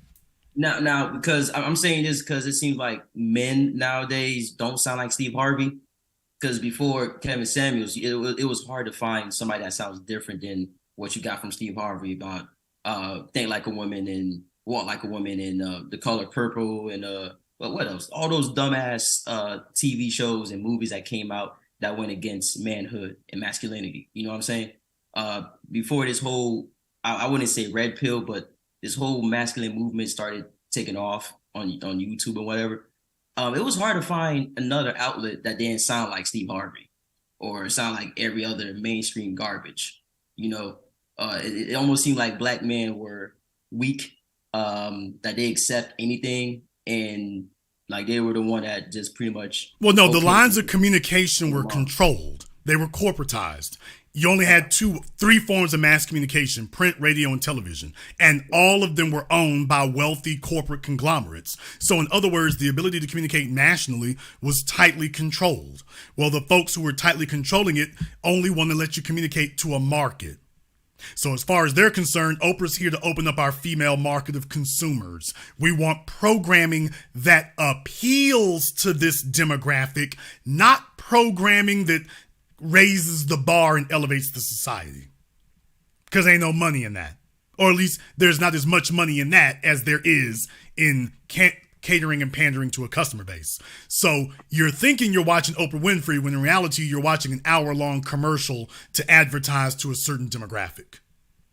Sheesh. That's what you were seeing. And then Montel and Entertainment Tonight and all the sitcoms you've seen since then, that's their purpose. Not to speak truthfully, but to speak commercially. Who cares if it degrades the society? The people who run those things at the corporate level and whatnot don't live in your neighborhood, nowhere near it. They live in big gated communities in Santa Barbara and Beverly Hills in New York City. Mm-hmm. They're as far away from you as the man in the moon. Mm-hmm. So as far as they're concerned, they're degrading your life and your neighborhood, not theirs. Mm. And they're rather ruthless about it. So just understand that there's levels to this. There are no good guys in this scenario when you start looking at the culprits. They had a vested interest in making sure the national conversation remains contaminated. They've had a vested interest in it, and they want to make sure that you stay that way. So just understand that that's their real goal. Well, if you have intelligence, I recommend you use it. Absolutely. Thank you very much for giving us a call here tonight. Let me go over here to the phone lines. Let me get caller from area code 614. You're on live with The Business. What's your name? Where you calling from?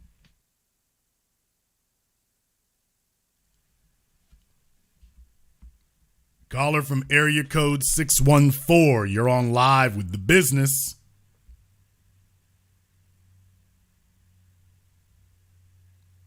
Okay, caller from area code 614 has been abducted.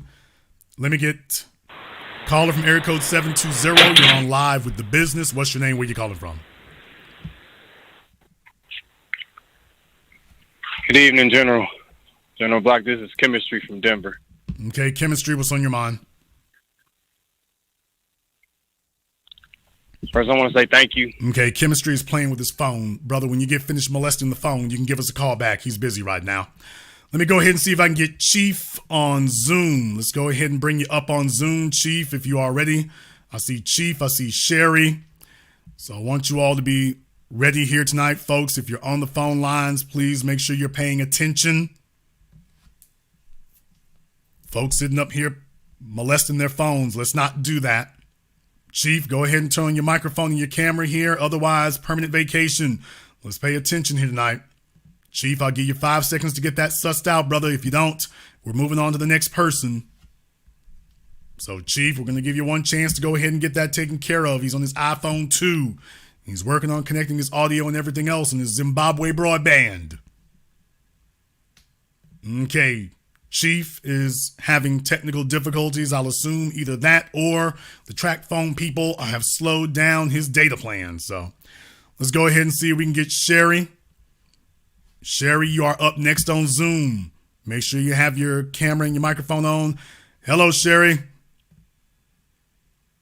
Sherry, your mic's not on, ma'am. Your mic is not on, ma'am. We don't hear you, Sherry. Okay, they are working on the basics here tonight on Zoom, y'all. Me now? Okay. Can you hear me now? All right, Can you hear me Laura. now? Yes, we heard you the first time. It sounded like a chainsaw. All right, Sherry, what's on your mind? I was calling to say that I think you're a little bit hard on the women like Marjorie and Sierra. I get it, but they're winning. And women you've talked about how women have their expiration date, they expire. So with Sierra, she went with the tiger. She tried to tame him. That wasn't going to work. So when that doesn't work, you have to go with what will buy you. You know, she already had a kid. So when you do that, they look for men who has what you said women look for, money, and their options. Well, I guess the men do have options, but I guess they don't know that they have options. So for real, they're winning. Okay, let me find out something here. You said I was being hard on them. How exactly am I being hard on them? Well, I mean, not really hard, but you give it almost whorish of them. You didn't say that. I didn't say that because Sierra is another thing I want to say. See, I'm banking that her and Russell will be over in about 3 years. That dress, as simple as he is, what she did with that dress, he's not going to live it down. No, he's not. No, the only way the marriage is ending when she leaves. He's not going anywhere. Here's the thing, though. I'm glad you clarified that I'm not being hard on them. I'm being honest. What you're doing right now is exercising sisterhood talk. It doesn't matter how bad the women's behavior is. Y'all lock arms with each other. Here's the problem. You also damn each other and condemn each other. That's the problem.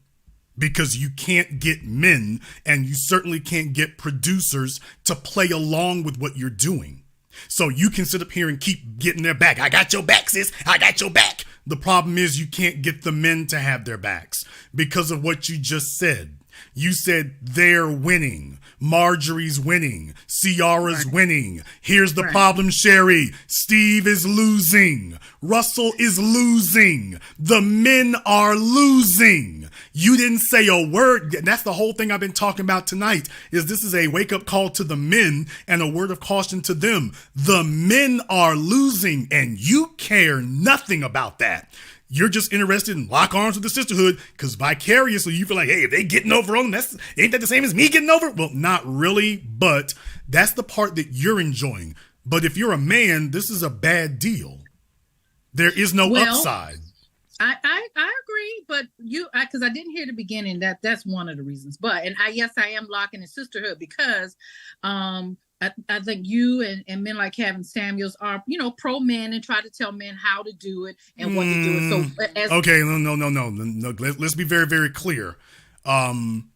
First of all, that's a misnomer about Kevin. Kevin was not a men's advocate. He picked up that line years later, and he was not a men's advocate. He was a self-advocate. No shade to anybody out there whose reality is brutal for you, but that's just the truth of the matter. If he was a men's advocate, he wouldn't have told Nicki Minaj that she was an 8.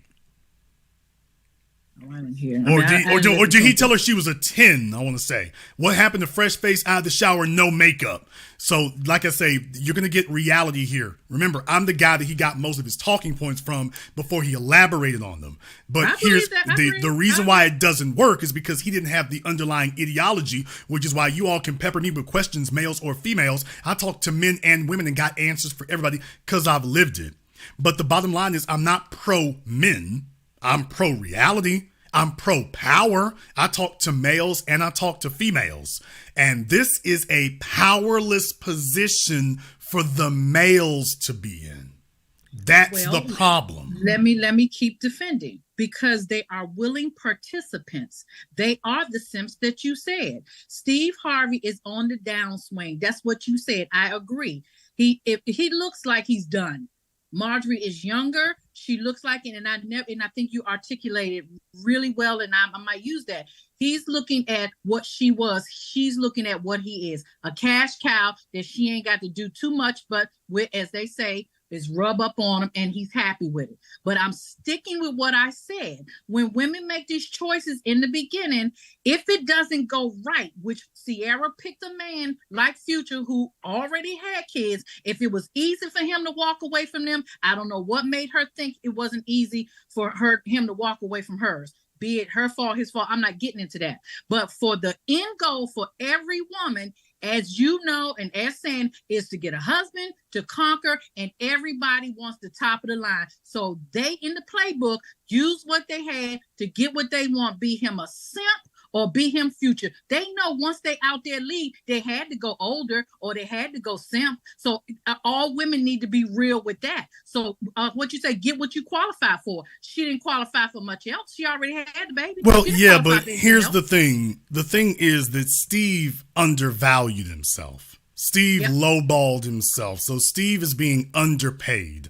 Now, to the extent that he's willing to accept that, I'm not going to say that Marjorie is necessarily a total disaster for him for where he is in life, but I'm certainly saying the reality, he overpaid. He's certainly being give me an example of what you think he could have done better with. He didn't have to marry her.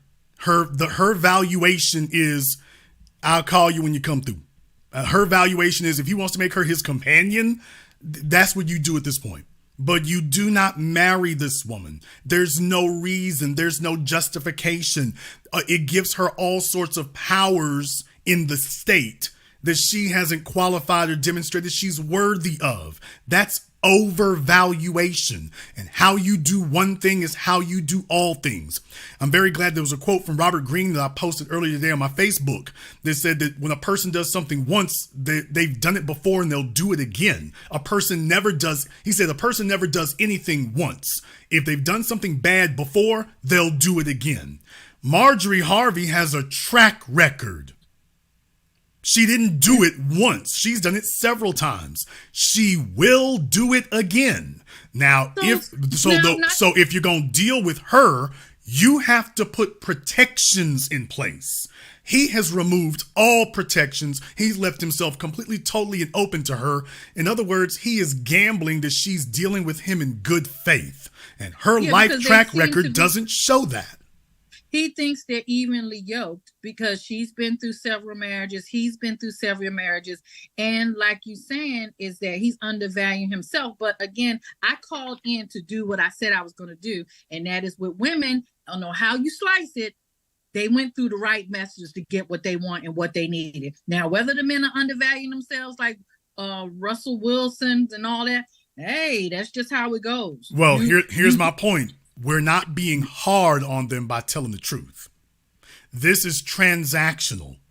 Laurie Harvey ain't got nothing to offer but sex, and Steve has all but said that's all she had to bring.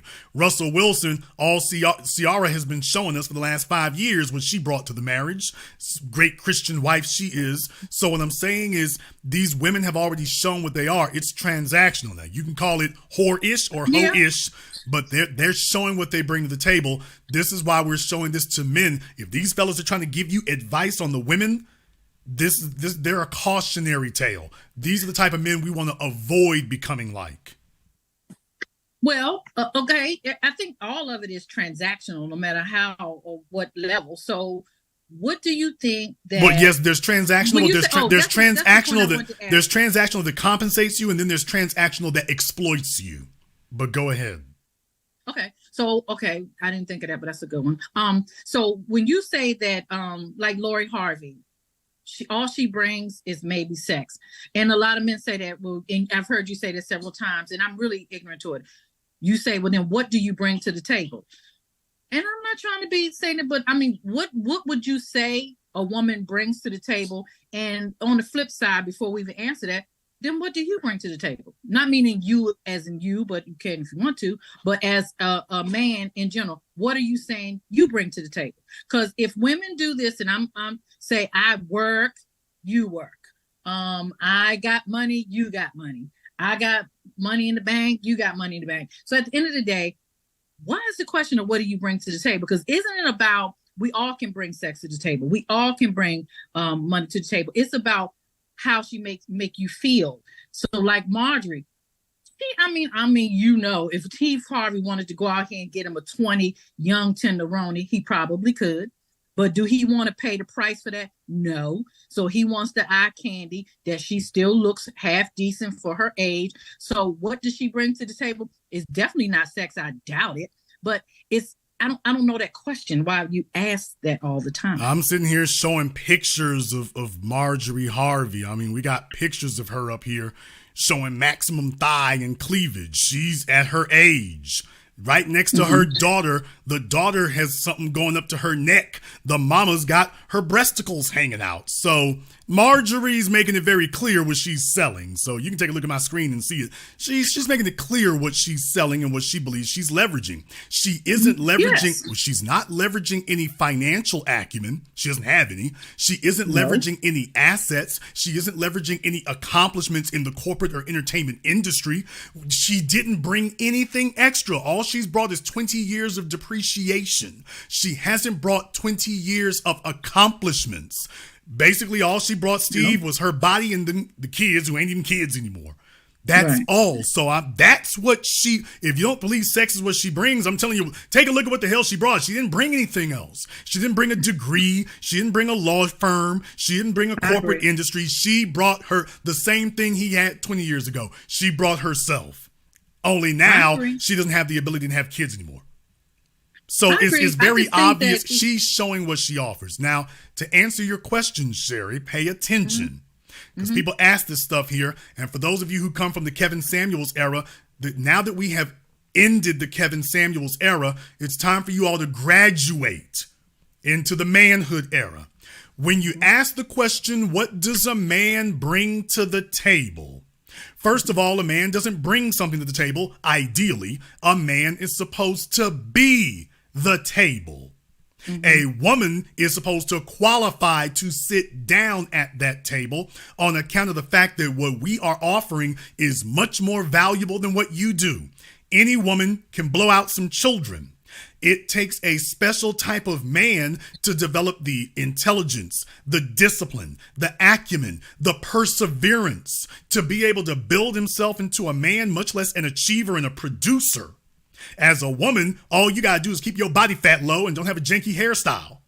As a man, that's what Marjorie did. But you asked her, Sherry, calm down. You asked a question. I'm answering. Her last name is very apropos, Forte. I'm answering your question so everyone can update their files. As men, we have to bring competence, the ability to finish what we start. That's competence. For those of you who didn't know, that's the real definition of competence, is simply finishing what you start. Women can go around being incomplete. Men cannot. That's why men have to develop a higher level of discipline, because discipline is what takes over when motivation is gone. So you can finish what you start. A woman has finished her job when she gives birth. A man got to carry her and the kids indefinitely. What we bring is much more valuable than you. Now we go to the next level, is that not only do you have to carry them, but you must remain competitive. A man is competing against the rest of the society. And YouTube is messing with the stream again here, but a man is competing against the rest of the society. He's competing against everybody else out there. So the line for us is different. Next up, what makes a man admire you or desire you is not the same as what makes you admire or desire him.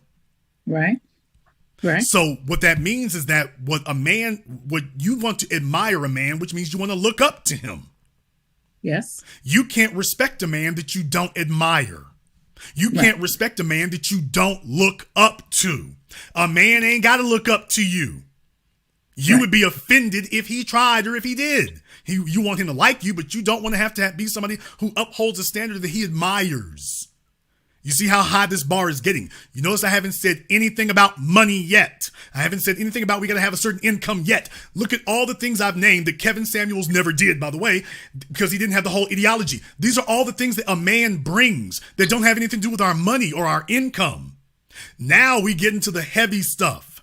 When something goes in the night downstairs, if your man were to elbow you and say, "Hey, Sherry, go down there and see what it is," you know what the hell you would say. If I survive this, I'm filing divorce in the morning. You have no use for a man who is not willing to put his life on the line for yours. You expect him not to just risk injury. You expect him. Your family expects a man to give up his life so you can keep breathing. Whether you're the highest quality of female or whether you're the lowest gutter hood rat, you all expect the same thing. Well, Jason, I just want to let Sherry, you know. Brake pedal, make notes, you can talk later. You all expect the same thing no matter who you are, no matter your age, no matter your weight, no matter your attractiveness or lack thereof, no matter your education, no matter what. You figure, hey, I got ovaries, you're supposed to die for me. That's something a man would never expect. Now, that's a high-ass price to pay. You damn right we're the table. You damn right you gotta qualify to get a man to lay down his life for you with no hesitation. You gotta earn that. Now we can move on over to that financial component. Because now not only does she want all of that we just named, you want all of that, and on top of that, then you want him to be your financial leader.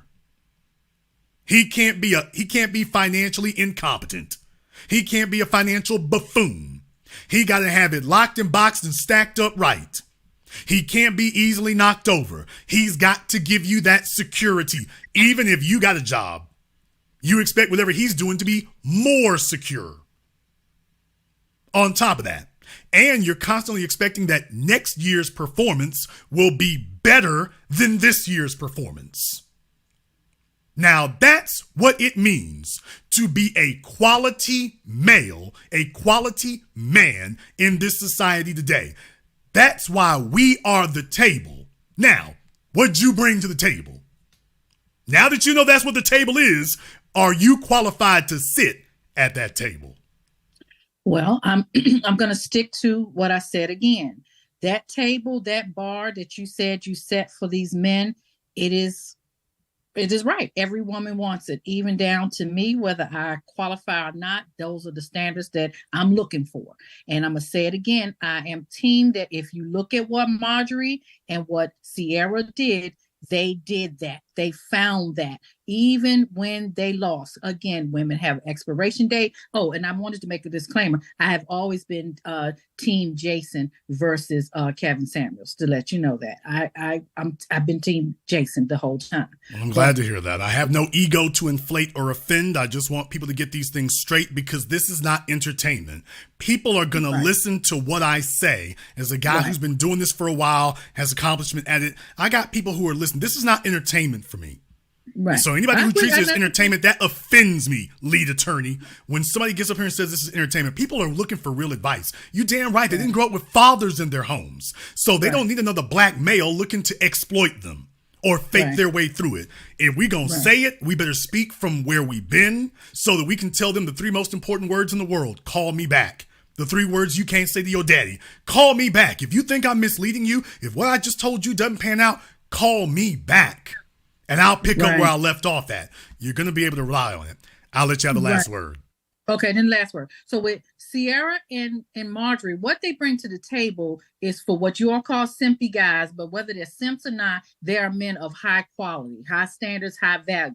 But what those women are doing, no matter despite their past, well, you just said untrue. What's untrue? A man's income and his willingness to splurge on you does not constitute his quality or value. Okay, I get that. I get that very clear. A man's ability to stay out of prison relative to most things, that's not a special accomplishment. That's supposed to be a given. Therefore, that doesn't constitute his value or quality either. Well, their income doesn't necessarily qualify. Take away Russell Wilson's income and the fact that he works for the National Football League and tell me where his quality and value is. Go. Okay, to make it there, be it... No. Wait a minute. No. Let me tell you, that's his job. That is his profession that he has chosen. So he could be someone down at the bottom working at the football. The tenacity to do what he's done, his accomplishments is what makes him, not necessarily what he makes. I know some people, my friends who've had children who've gone through the league and may have been there maybe a month or two, got cut. That's still an accomplishment. That is a value man. That is a man that's working hard. That is a man. So they've accomplished those things. So we can put back their money, but their accomplishments that women feel, like you said, they feel safe with Russell. I don't know if he's going to jump up in the middle of the night with a gun, but I do know that she feels safe and taken care of. And we're back to what women bring to the table. It's not about sex, but men are visual. Okay, the only thing you said is that, well, Russell Wilson will take a bullet for her. And you think that makes him the same? No, ma'am. What I'm saying is that you can't name anything because you've already seen it. You know what he brings. He's a simp and a beta. And if you separated him from his employment, you would just have a corny little simp. He's not a bad person, that is, compared to Ted Bundy. He's not a serial killer, but he's weak. He's emotionally weak. You would never respect Russell Wilson for one reason. You saw a woman who was so blatantly an exploiter, he sat down and laid down and let her take advantage of him. You would never respect him for that reason. Now, you would take every dime he got, but you would never respect him. And that's a big, big difference to make. Thank you very much for giving us a call tonight. We appreciate that. I don't want to run out of time here on Blog Talk, so everybody who's there on Zoom, just give us a couple of moments here. I'll make sure I get to all of you here. I want to make sure I get to a couple of folks on Blog Talk here. Let me get caller from area code 614. We're going to try you one last time. You're on live with The Business. What's your name? Where you calling from? I'm from Columbus. Okay, nigga, it sounds like you up under a garbage truck. What is your name? Where are you calling from?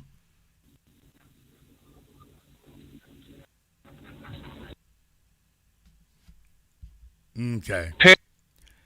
That was area code 614, so I don't know what he's doing here tonight, but mods, go ahead and help him out of the room. He's not paying attention. Caller from area code 401, you're on live with The Business. What's your name? Where you calling from? How you doing, Jason? It's me, Malik. I've called a couple times from Taunton, Mass. Great broadcast, by the way. Okay, what's on your mind, brother? Oh, just all the simping, the pondering, the women, and it's kind of shocking hearing it from Steve Harvey. I mean, I wouldn't even think of him to be a guy that would be like that. He's been doing that for well over a decade, brother. So I guess you just haven't been paying attention in the last 10 years. Yeah, I mean, it's just a shame to me because he's just like, he always pushes like core values and striving to be great and everything. It's kind of a shock to me seeing him pondering women. It just brings back to mind, he's like, guys, advocating. He's advocating for being a decent male citizen, and what I'm telling you all is that the standard is much higher than "quote unquote" being a decent male citizen. That the standard is much higher than that, and he's telling you that's the standard. No, the standard is much higher than that. Yeah, very true, very true. And it's just like what I said, it just says that guys, you got to know your worth. You got to catch on to what these women are doing nowadays. I mean, I know you're going to get knocked down a couple times, but you're better off learning the hard way and catching on to the game, and then instead of getting screwed over later on in life, you know? Yeah, that's how I feel about it, retroactively giving her accolades for things that she never proved during the last 20 years before she came back into the picture. Now he's trying to heap those accolades on now. And I'm like, if those were her core principles and her core abilities, if this is what she was really able to do, why didn't she do it without you? Thank you very much for giving us a call tonight. Let me get caller Miracle 321. You're on live with The Business. What's your name? Where you calling from? Hey, Jason, this is Anton from Orlando. All right, Anton from Orlando, what's on your mind? I agree with everything you said. And it looks like, I didn't see his ex-wives, but it looks like she's the baddest he ever had.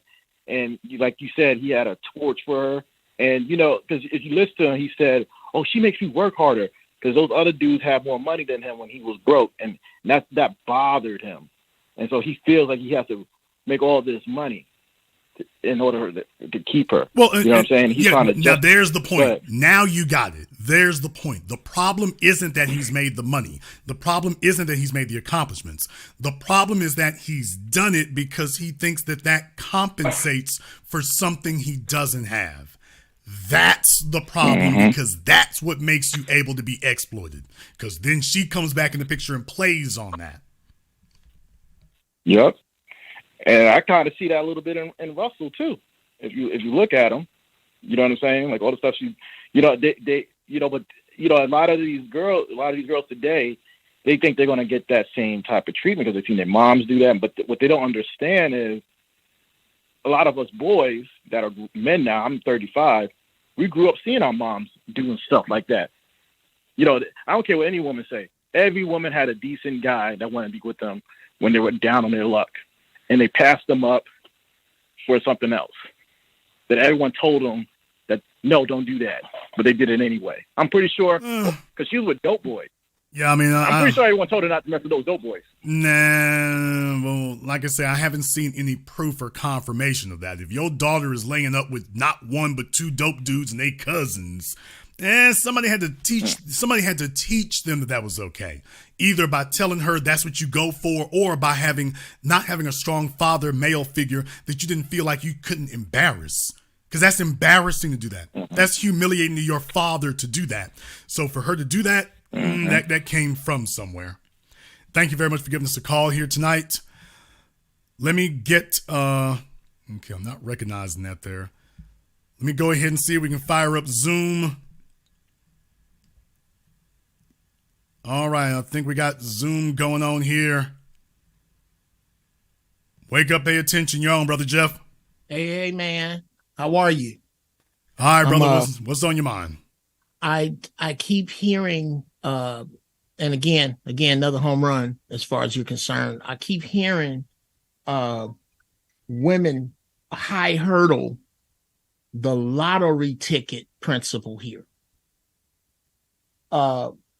Modeling the black man you want after Steve Harvey or Sierra's or Russell is like modeling your finances after making $1 million with scratchers.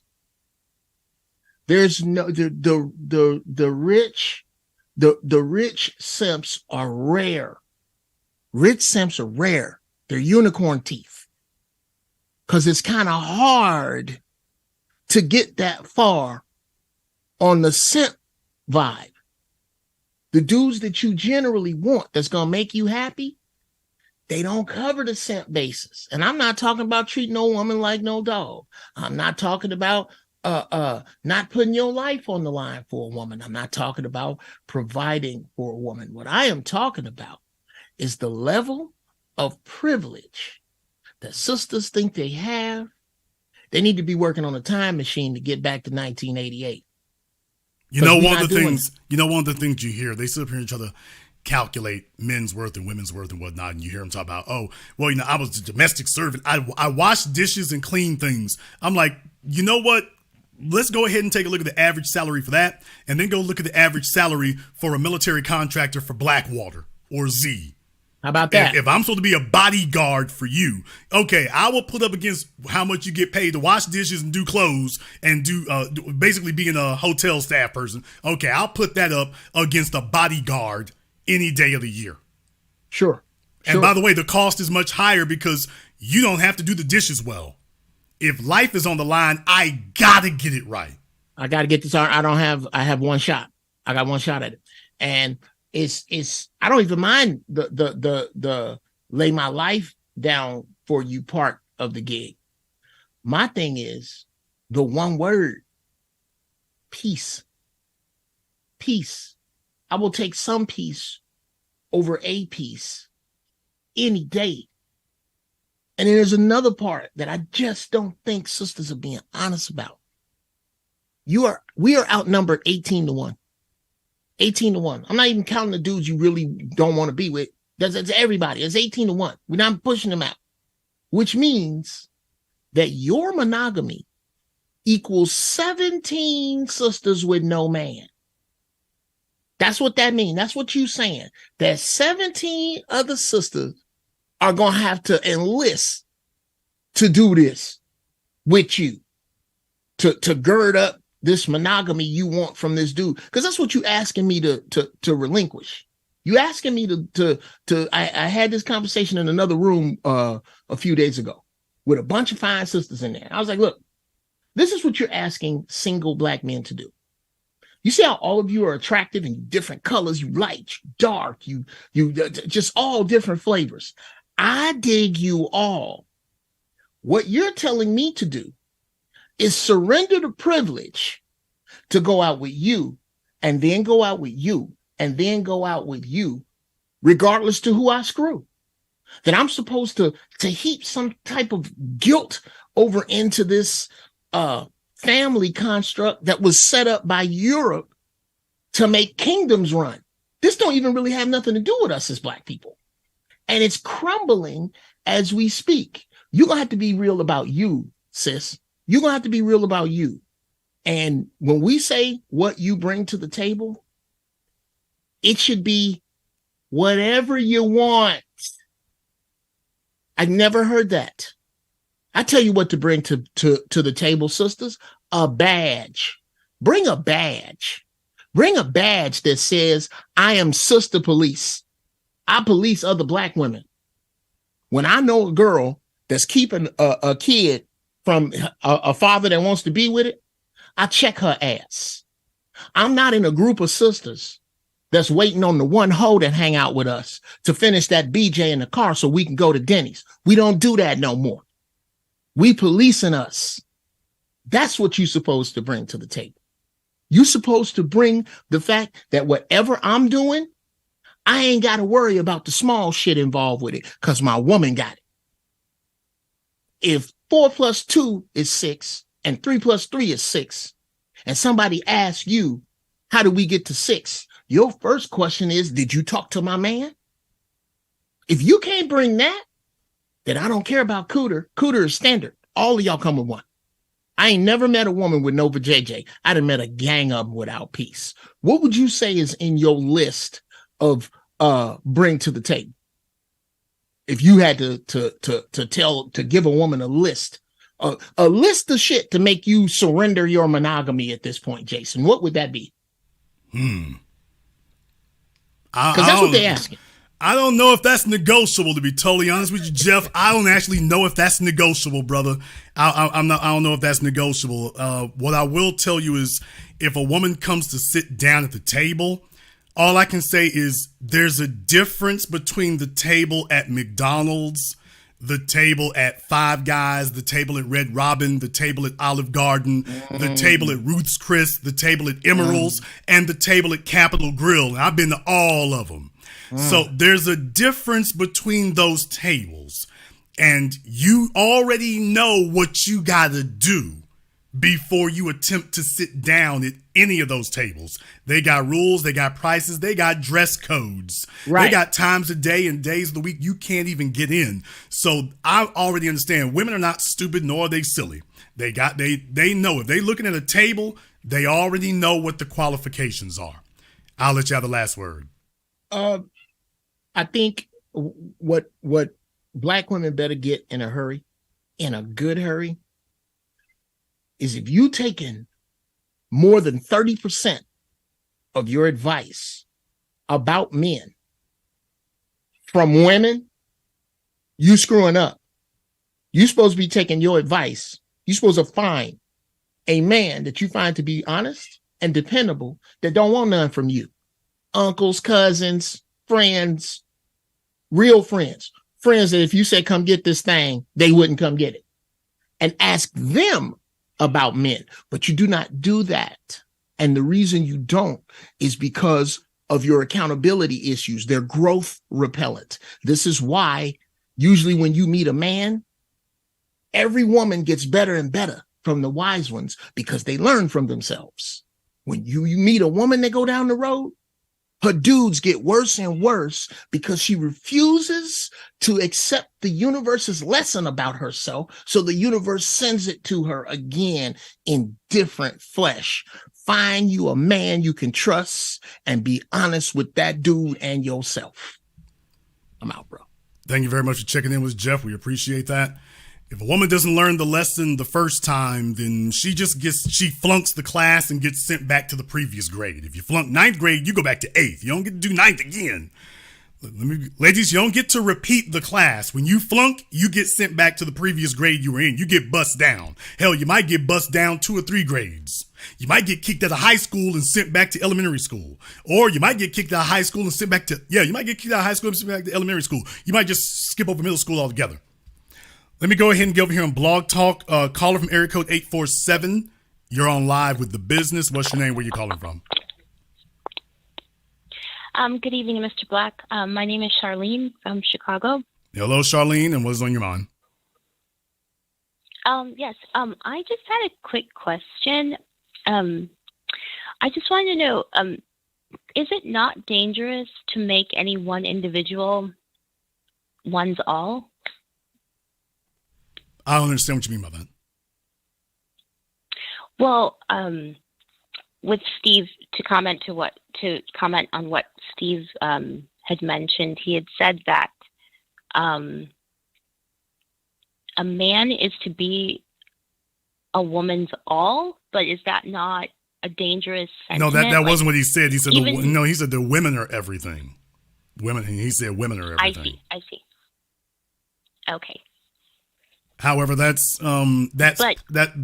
worldview is problematic. You don't come into the door assuming that women are everything. Women are very valuable, don't get me wrong, but the most important thing in a man's life is his purpose. That outranks everything, because without that, he has no value to a woman, children, other men, society, the earth, or anything else. He's just a walking rock. So a man's priority cannot be a woman. She needs it to not be.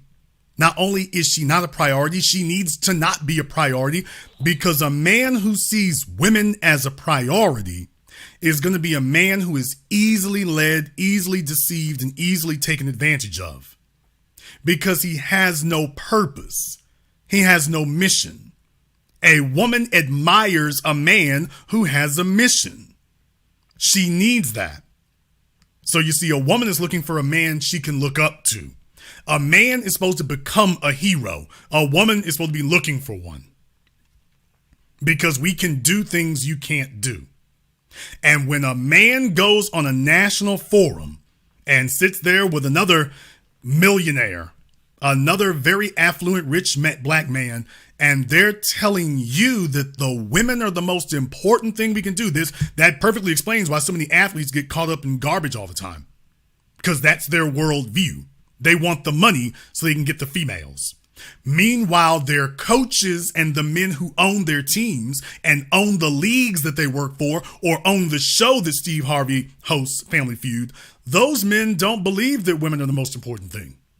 They believe that their accomplishments and their mission in life is the most important thing. So just compare that. Shannon Sharpe thinks a woman is the most important thing. The owner of the team he was on believed that their mission was the most important thing. Their mission was the NFL. And guess what? The women don't bow to Shannon Sharpe, but they do bow to the NFL. So a man needs to understand that women are meant to be indirect beneficiaries of what we do. They're not meant to be direct beneficiaries. They're indirect. And the more we focus on our purpose and our mission, the greater the rewards that they receive. Just ask Marjorie Harvey. But when you say that a woman is everything, now you fall into another trap. You start telling yourself, well, the only thing I got to do is bring my personality. We'll live on love. Can't she see how much I love her? A word that you cannot define nor quantify. And if you remove the financial component from a relationship, a woman's going to show you real damn quick how mistaken you are. Now, they can be a lot, but a man cannot make a woman his everything, because a man who makes a woman his everything will lose his purpose. Now, a woman can make a man her everything, but he got to be the right one. It can't be based on emotion, and this is where women typically mess up at. Women typically make that decision based on how they feel. Does he make my body tingle, and am I attracted to him, and do I get hot and buzzy? That's why you have to have a father, because a father will think strategically. He doesn't care if your body buzzes. He's trying to figure out whether or not this man is going to elevate your life and protect it. Women don't make those choices. So ideally, it would actually be the other way around. A woman would make a man her everything if he's worthy and if he's competent and qualifies. If he's demonstrated all those things I said about before, yeah, that's your everything. You put all your chips on him. You know why? Because if the mad gunman comes through the damn door, you only got one chance to choose competence. If the mad gunman comes through the damn door, you about to find out in half a second whether you bet correctly, because your everything depends on it. Your everything. Right. A man is not really going to be in a situation like that with you. Your everything depends on the quality of the man you choose. Your life and whether or not you're going to have one depends on the quality of man you choose. Because a woman understands she can make stupid sexual decisions. She's looking for a man to be her insurance policy. Whether she's earned it or not. She's looking for a man to sacrifice everything. His finances, his social standing, his savings. Oh yeah, and if he got to take a bullet, you're looking for him to give up everything. Yeah, he needs to be everything. He's everything to you. Yeah, he sure does. Because if it comes down to it, that's what it's going to be. Yeah.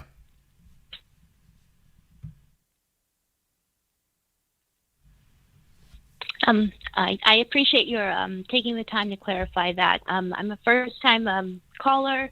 I'm newly subscribed, so I was a bit nervous calling in because I've kind of been binge listening to the broadcasts, and I was a little apprehensive at first. Well, welcome to the family here. You're perfectly welcome to give us a call again.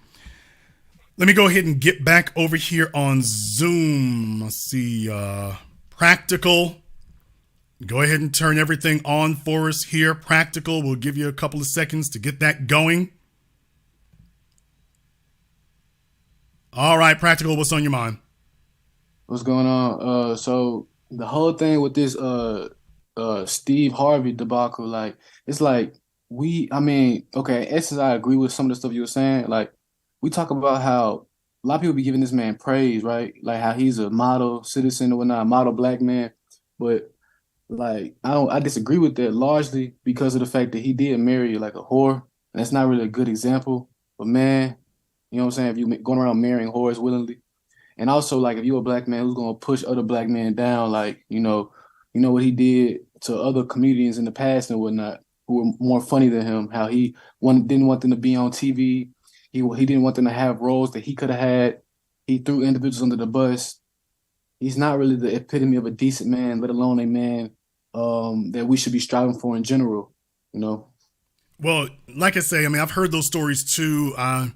There's two sides to every story. I'd like to hear the other side of it and see, because there's two sides. There's your side, their side, and the truth. Not sure what was going on. Because think about this, in the world of comedy, one comedian can say, I would have had my shot if that guy over there hadn't held me down. Well, here's the problem. Can you believe him? Can you believe the other comedian he's talking about? Or do you believe the audience?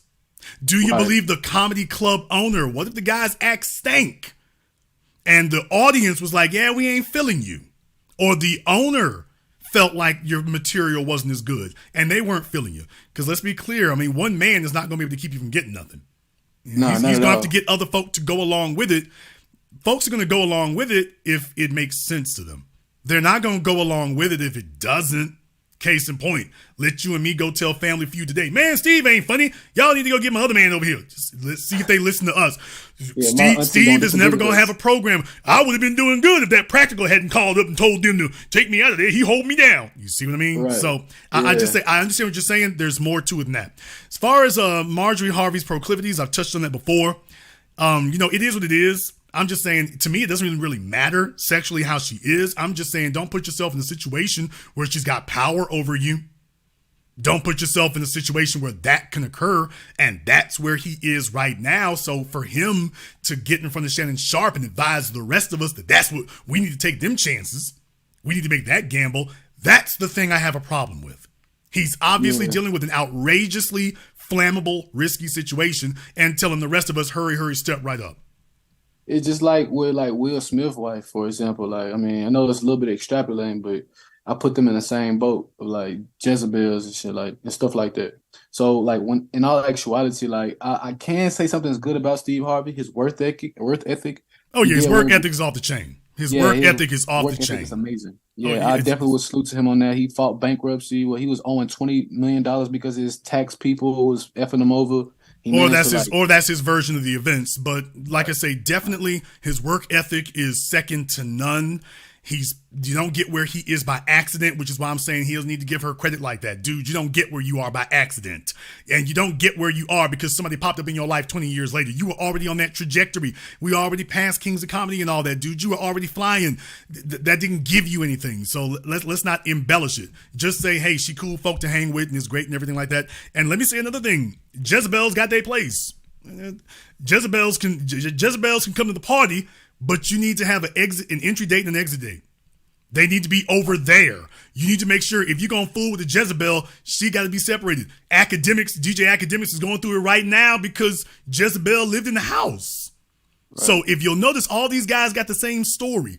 He had known, now what I'm saying is Steve had known this woman for some time, at least back before. So he had some time that he had known her.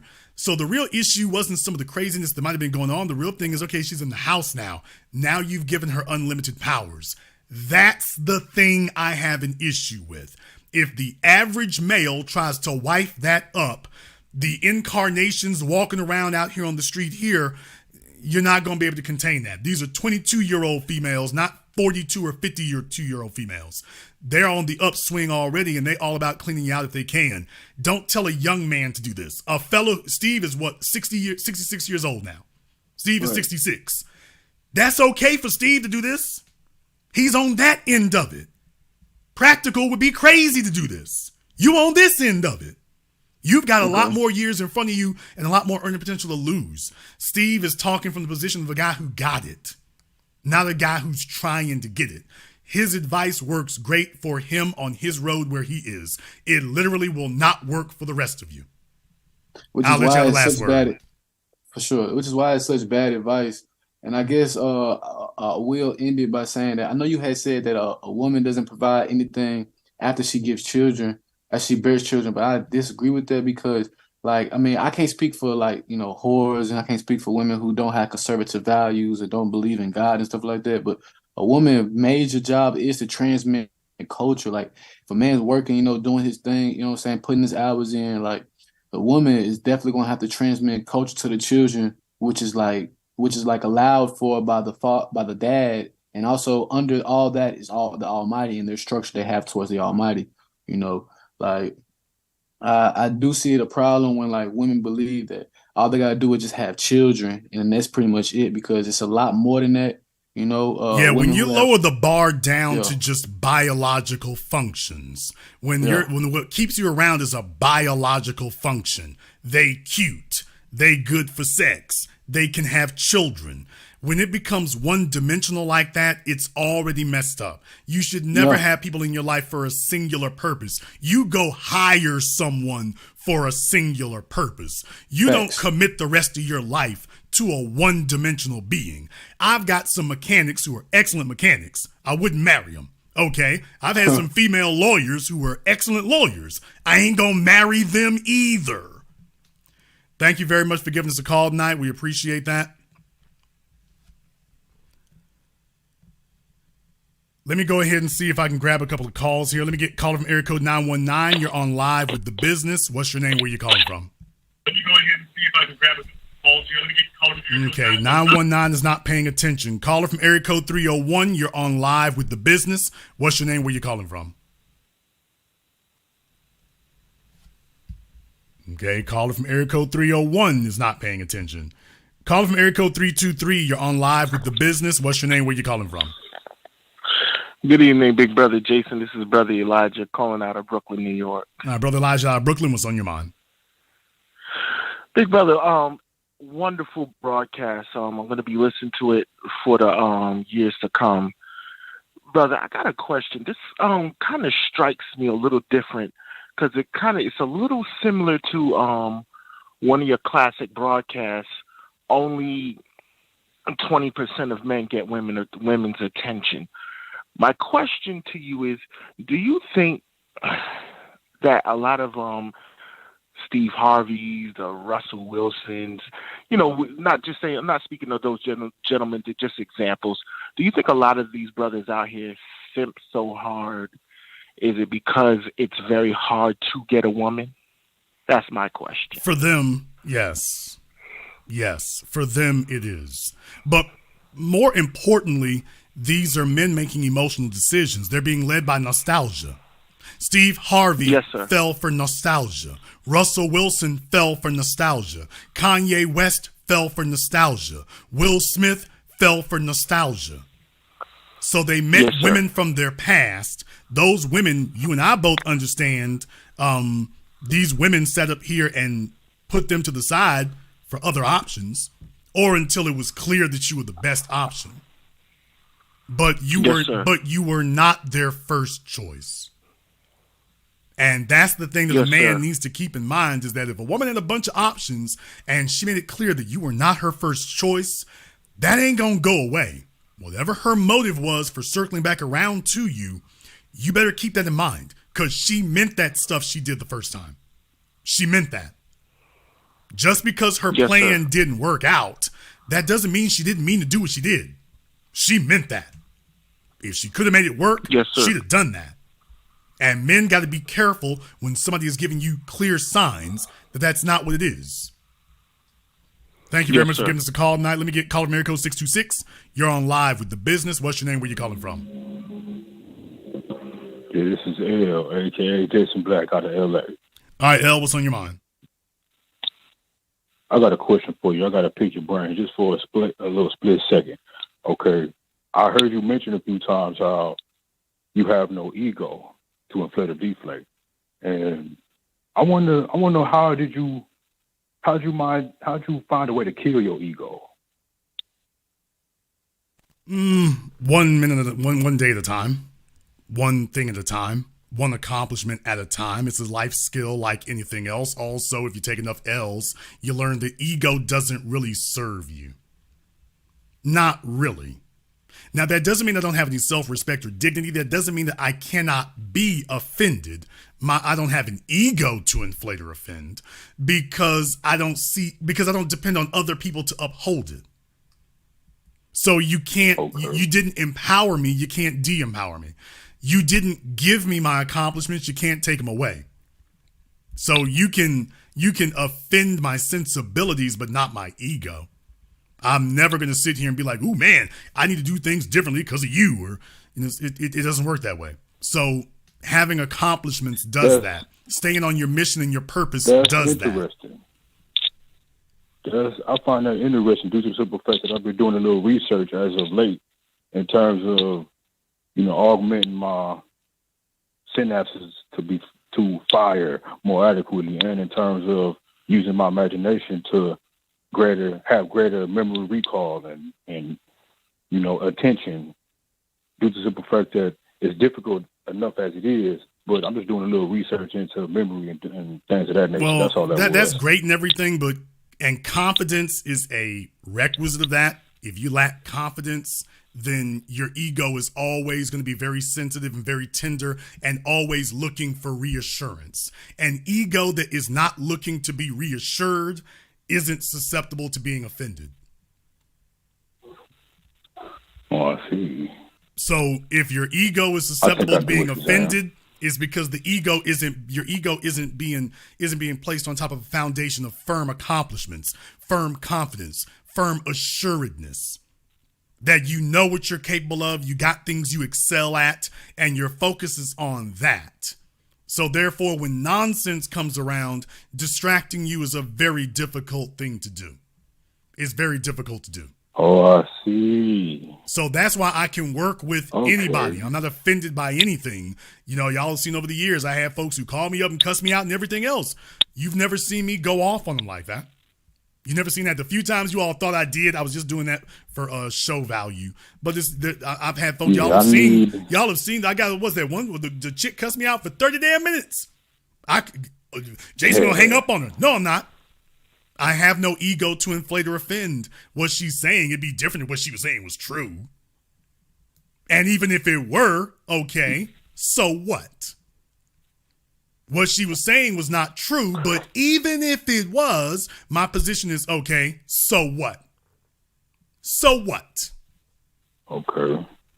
Yeah, see, I was asking that because I found myself in a situation with a few supremacists online. Now, they asked me, you know, the number one question that some of us would love to be asked, but at the same time, I know how they operate. I don't expect them to act as warriors would, but at the same time, I found myself sitting down thinking, well, you know what? Something could happen. That would be nice, but at the same time, I already know how these people get down. Well, you got to be careful. The other thing is you have to be careful about the company that you keep there. If it's not helping you, that's difficult enough. Thank you very much for giving us a call here tonight. Let me get call from area code 904. You're on live with The Business. What's your name? Where you calling from? Hey, my name is Duval. Can you hear me, brother? Okay, take your phone off a speaker. You got 5 seconds. All right. Sorry. Give me just a second. I promise. I thought it was on Bluetooth, but I guess, yeah, it's on Bluetooth. Okay, he doesn't have his life together here, so maybe next lifetime we'll see if he's able to do a little bit better here. Let me go ahead and see if we can try Zoom here now. So we'll see if we can get MJR up. MJR, go ahead and turn your camera and your microphone on for us here. I'll give you a few seconds to get that going, and then we'll be able to have you on here. So MJR, waiting for you there, MJR. All right, brother, what's on your mind? Okay, it says you're connecting your audio, so we're waiting for your audio to get straight. Yes, sir. Yes, sir. All right, brother, what's on your mind? What's on my mind is, thank you. I appreciate you taking the time to shout my wife out. That was Kia to when she wrote that comment. That's number one. Is what really bothers. I feel like you're the only one who is. I don't even want to, but I just only one who actually cares. And a lot of my listen to you when you come on. The thing that we see is that playing a role of dad, grandpa, uncle, business partner, okay, silent brother. partner. I'm not sure what's going on with your audio. It's going in and out, so I'm going to put you back in the waiting room here for a minute. Maybe try to log out of Zoom and go back in because your audio is going in and out. Or if you're using your 5G or your cellular connection, you really need to use a Wi-Fi connection for home internet or something. But you're clicking in and out there. You're clicking in and out. Let me get caller from area code 804. You're on live with The Business. What's your name? Where you calling from? Yeah, hello, this is Mr. Jones. Okay, what is your name? Where are you calling from? Yeah, this is Mr. Jones from Richmond, Virginia. What is on your mind? Yeah, just a couple quick questions for you. Do you think Steve Harvey, does he realize he's a simp? No. And the other question is, Shannon Sharp is kind of on the same line of simpage. So it's like kind of a meeting of the simpage. Okay, these niggas with these janky phones. Who's on the same line of simpage? Shannon and Steve.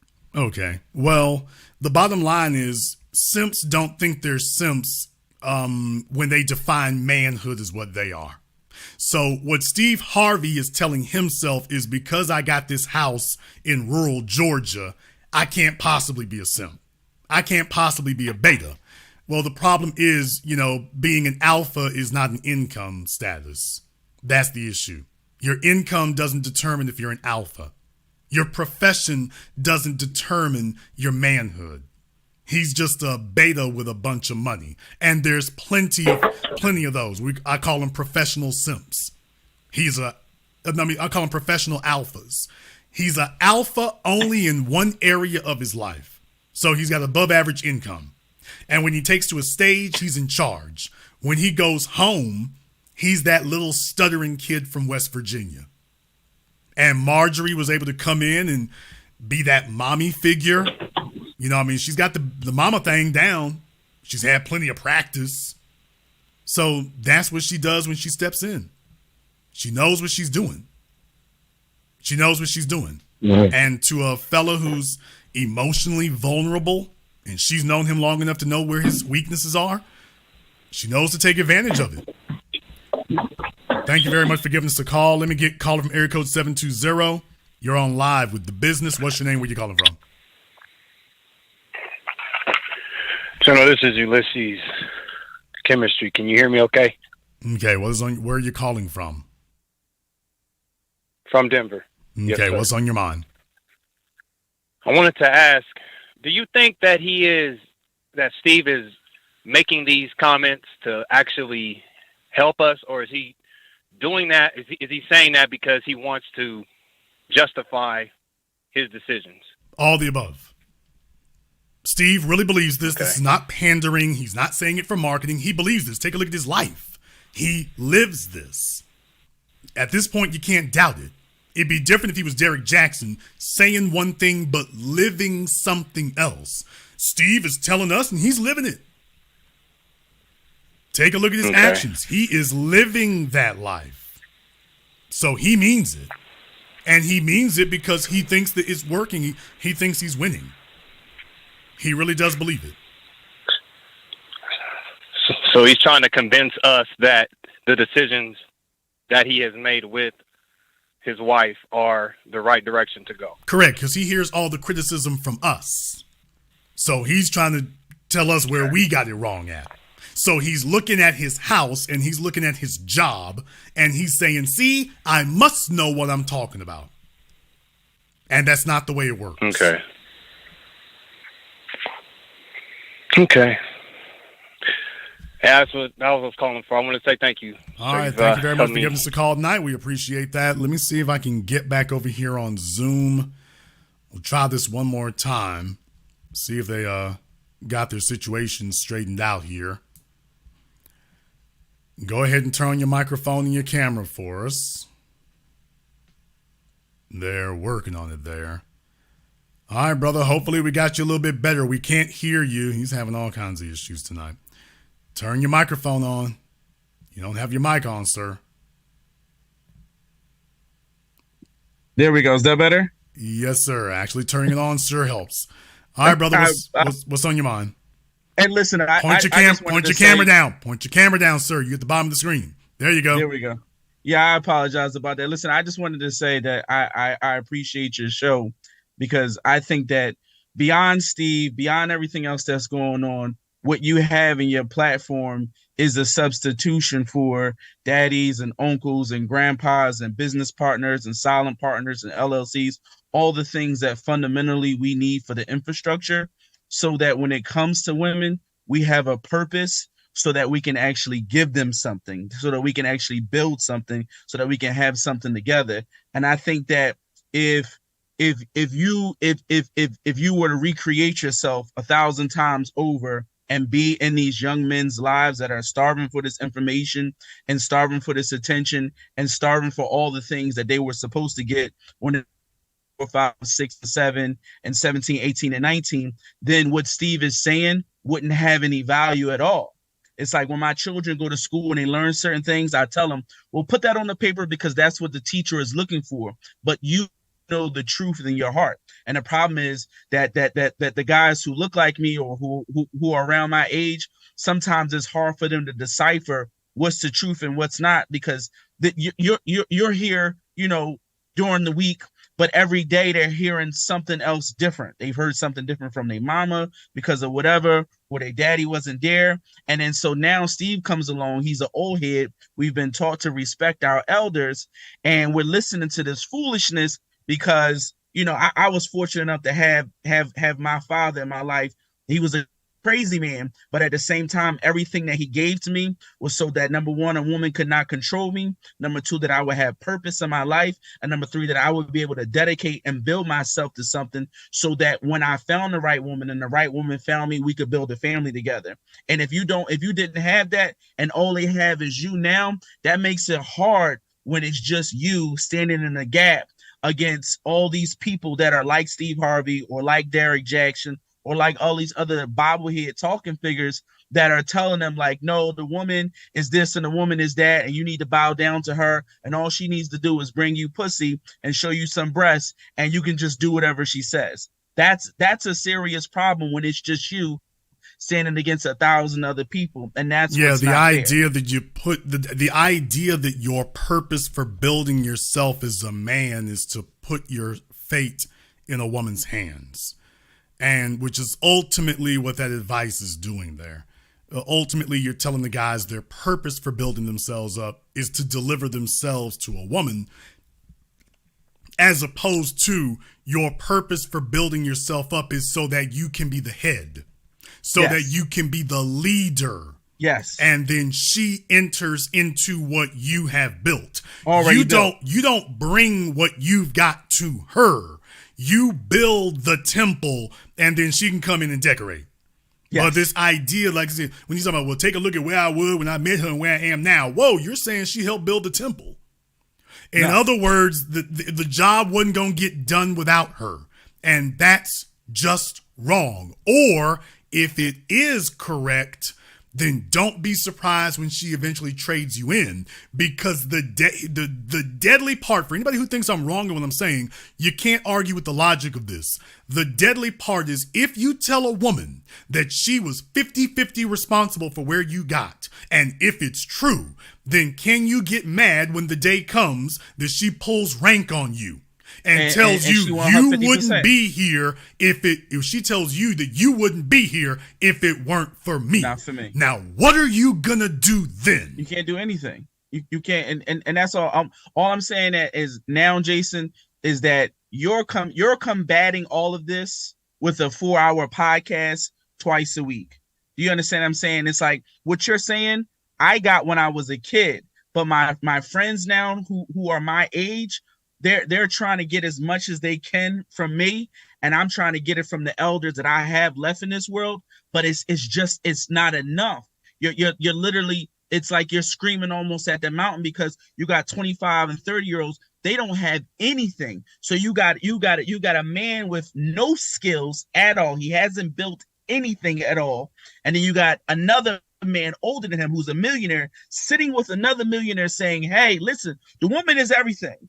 And you need to build everything with her, and you need to bow down to her, and she needs to have half the temple, and she is worth this, and she's worth that. Instead of saying, hey, listen, you need to get up off your ass and build something worthwhile for yourself, have purpose for yourself, have faith in yourself, and then the woman will come. No one is teaching that. And if it's just you screaming into the void, and it's almost at a loss. Because now what we have is we have a whole generation of people who are paying attention to TikTok. And there's no way for a man to lead if he's learning everything off of sound bites off of YouTube. Like long form formats are the way that you learn things, are the way that you understand. I can roof, I can do all these things in carpentry. I can build homes because I learned it over a long period of time. Well, it's certainly helpful. It's certainly helpful to have a long form format to introduce concepts, but you learn by doing. If you want to have manhood, you learn by doing. Now, here's where the problem comes in. The great betrayal of single motherhood is that single mothers raise their daughters and coddle their sons. The sons end up being unfit for leadership unless the world beats it into him. And he learns by trial and error, which is the worst way to learn anything, because you stand a chance of making a catastrophic error. That's the problem with trial and error, is you can make a catastrophic error. It's better if you have somebody else who can groom you and raise you and shepherd you to help you avoid catastrophic errors, because otherwise you don't know a catastrophe when you're walking into it because you've never seen one before, or you've overestimated your abilities. So it's very important to do that, but the great problem with single motherhood is they coddle the sons to the point that the sons become more dainty and more afraid than the daughters ever were. The son is their girlfriend, their best friend. Well, manhood is about understanding there are going to be scrapes and cuts on your hands. Yeah. Manhood is about understanding that there will be uncomfortable situations and that you will survive them. Well, the thing is not just sacrifice, but that is the cost of manhood. Yes. That this isn't something to be avoided. It's not something to be avoided because that doesn't make you a better man. Hardship, adversity, and persevering those things, that makes a better man. Yeah. And you only get that by doing. I went through that when I was an adolescent, a teenager, a young man. But all I can do is tell you my experiences and the value I got from them. And maybe that'll introduce a line of thinking, but you ain't gonna learn nothing except, well, that's what happened to Jason. You're not going to learn until you get out there yourself and you take those scrapes and bumps and bruises and cuts and sometimes some knots upside your head. You're not going to learn until you get out there and do it. But if you're gun shy, if you're fragile, if you're afraid, then you'll never be able to complete your manhood training. A woman is looking for a man who's been through wars and been through battles and come out the other side with the knowledge and the wisdom to navigate that minefield and that battlefield the next time. She's looking for the fellow who can guide her through a minefield. But you can't guide somebody through a minefield if you ain't walked through a few of them. I didn't say one. You're going to have to walk through a few of those. And you'll be terrified the first time. You'll be scared the second time. You'll be wary the third time. And you'll be cautious from here on in because now you got this. Yeah. I'll let you have the last word. I would say to the audience the same thing I say to those people I love. Find God, find a purpose, learn a trade, and build for yourself. Don't build for anybody else. And the women will come. The right woman will come. And when she show up, you'll be able to talk to God and know that she's the one. Don't waste your time and don't waste your effort. There's the proof. I appreciate you, Jason. Keep doing your thing. Representing. Thank you very much for giving us a call, brother. We appreciate that. Hey, he's showing his proof. Can't argue with that. Let me get caller from area code 305. You're on live with The Business. What's your name? Where you calling from? B1 TBA. It's your boy One Love calling out of Birmingham. All right, brother. One Love. What's on your mind, brother? Hey, man, I got 2 points I wanted to make real quick, but I wanted to start with, it's 2 words that I don't think you hear as often as you should. Those 2 words, thank you. Thank you, TBA. You keep it real. And I just wanted to say that to start. You have a different caller, a woman who disagrees with you, and you speak to her with a neutral point of view. And then you get a young man, and you'll speak with him, not off what you said before, not try to build it. You give him a neutral point of view that just facts. And I love that about you. Now, besides that, on the topic, the 2 points is, building off of that is, you said something to that young man on Zoom that I don't think everybody caught what you said, and that's what made me dial in. You told him that those women, like Marjorie, who got with Steve, who turned him down in the beginning, it was a reason. It was a reason she turned him down. And they never, ever forget that, and they never change. My point to add on was it's likewise. It's reciprocated with the men. The men just not recognizing it. It's a reason that you didn't get with her because you didn't have money. If you couldn't or didn't get with her because you didn't have money. Now, if you ever get in this position as Simp Harvey, the only reason you with her is because of money. And somebody else can have money. She gonna do the same thing, like you pointed out greatly. Hey, she left a dope dealer. Couple Why of would she leave you? Yeah. So you break down those points. You got so many points. You know what I mean? You like a thorn. You like you remember the stickleberry bushes? You got so many points that you only feel one or two of them, and the other ones they don't realize is sticking them. You drop something real that those women didn't mess with you. See, that was simp babble on the guy who called after him. Talking about these women will leave you for another. No, that's simp babble. A real man doesn't get left. He just didn't pursue that woman for a reason. Even if that woman comes back, it's a reason why you didn't pursue her the first time. She's still the same person that she was. And I'll let you jump in. She's showing that because, she's basically defied gravity. What's supposed to happen with females in relationships is you ain't supposed to go through 3 dudes who are all papered up. That ain't supposed to happen. Mathematically speaking, that's pretty much impossible.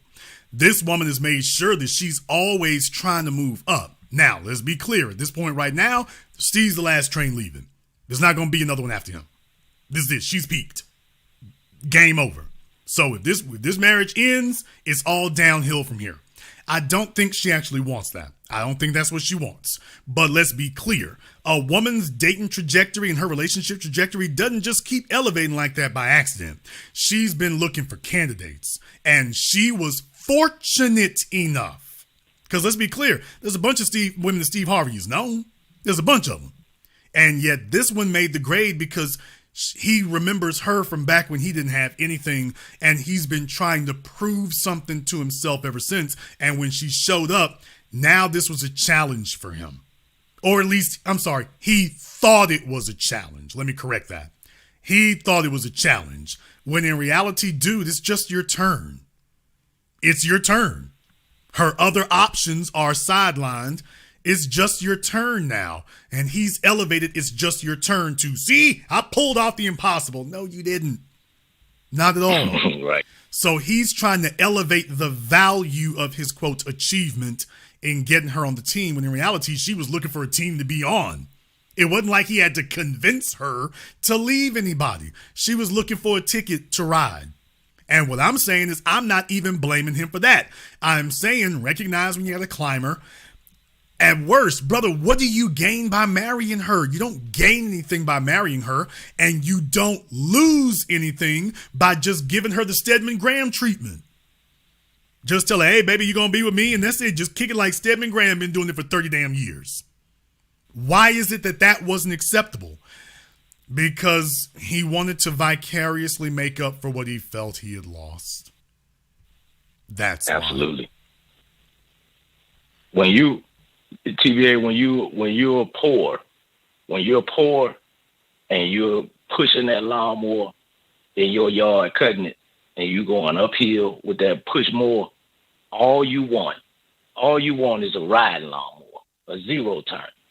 Now, once you hit the lotto or you earn your way to the top and you got hundreds of millions of dollars, why would you want a riding lawnmower anymore? You should want to hire somebody or get a tractor. That what you just said is letting these youngsters know she's a step down. You can't go back to what you wanted when you didn't have anything. Now you have more. It's a must that you want more and strive for more. She's still looking for who she was looking for back then. And once you no longer become that person, then she's going to look for another step up. Anybody in her place is a step down. Steve Harvey, during this interview with Shannon Sharpe, and thank you very much for giving this call tonight, brother. During this interview with Shannon Sharpe, Steve Harvey said to Shannon that house, I think it was, he said he bought from Tyler Perry or whatever, that there was another house around the corner or something, which you're in a rural area, that was a hell of a corner. but it's because like you're sitting on several acres, so that's a hell of a corner to be around. But all right, he said that was the house that she wanted. She wanted this. Marjorie wanted this other house that was around the corner. That's what he said. And that ultimately they wound up buying this house that I think Tyler Perry was selling. Ultimately, he wound up buying that one instead of the one that she wanted. And what I'm telling you is that if Steve was smart, he would have bought both houses. Some folks are not going to like what I'm saying here tonight, but by the way, if Steve was really smart, he would have bought both houses. Tell Marjorie, there you go, you over there. If you really just want to keep her around, go buy the other house and tell her she over there. She's not going anywhere. If you really want to have proximity to her and you really want to give her that life, go buy that other house and tell her, okay, this is where you at. You over here. I'm over here in the big house. You over here in the little house. You around the corner, way back that way. And he can go see her whenever he wants to. He can come sleep over as long as he wants to. You got the best. If you're in control and in charge, you're supposed to have the best of both worlds. He's got, folks, he sat there and told Shannon Sharpe that he got 13 villas that basically they allow him to be in around the world. This man can afford 10 houses. You know he's got more than one house. This man can afford 10 houses. If you really want Marjorie Harvey back in your life that much, then why is it you won't do so from a position of strength? Go buy the house, tell her, okay, kick your feet up, it's cool. This man running through houses like tennis shoes. And that way, as long as you happy, she happy. And if the day shows up that you're not happy, you can tell her, pack up these bastards. Well, they ain't bastards, you was married. Pack them up and head out. And just keep it like that. Hell, the Kardashians live that way, but keep it like that. Go get the other house. If you really just want her to be around like that, go get the other house. Go buy a car. Tell her, here's the key to the front door. Here's the key fob. And you better answer the phone every damn time I call. Better not be another man nowhere within 50 miles of here, and you better answer the phone every time I call and keep it pushing. What would be the difference between that and what you got now? The difference would be you're not looking at metric megatons of liability. I want y'all to think about something right now. Steve Harvey sat there and told Shannon Sharpe that Marjorie Harvey was responsible for where he is today. Do you understand that her lawyers, if she ever attempts to divorce him, if she ever attempts to pull a Nicole Young, Dr. Dre's ex-wife, her lawyers are going to come back to Shannon Sharpe's video and play, Your Honor, he admits that he would not be where he is today were it not for her, that she was instrumental and inextricable from where he is today. So she doesn't need to get half. She needs to get 75%, and he needs to go re-earn the rest of it. Because by his own admission, he sat there in front of Shannon Sharpe and said, out of his own words, Your Honor, not only did she get me where I am, she elevated me. Remember, he said that she took him to a whole new level. How you gonna give her 50% when she took you to a whole new level? Now, it's real. Understand something. If Steve was okay with that, why does he have such vitriol towards his second wife? She grabbed that money too. He didn't like that. He's got a grudge against her to this day. They put a gag order on her, remember? Steve ain't happy about that divorce. And that woman actually has some feelings for him. But he ain't happy about that, so he's going to be cool with this as long as things are going his way. Soon as things turn, you're going to see that the old Steve Harvey jump back up.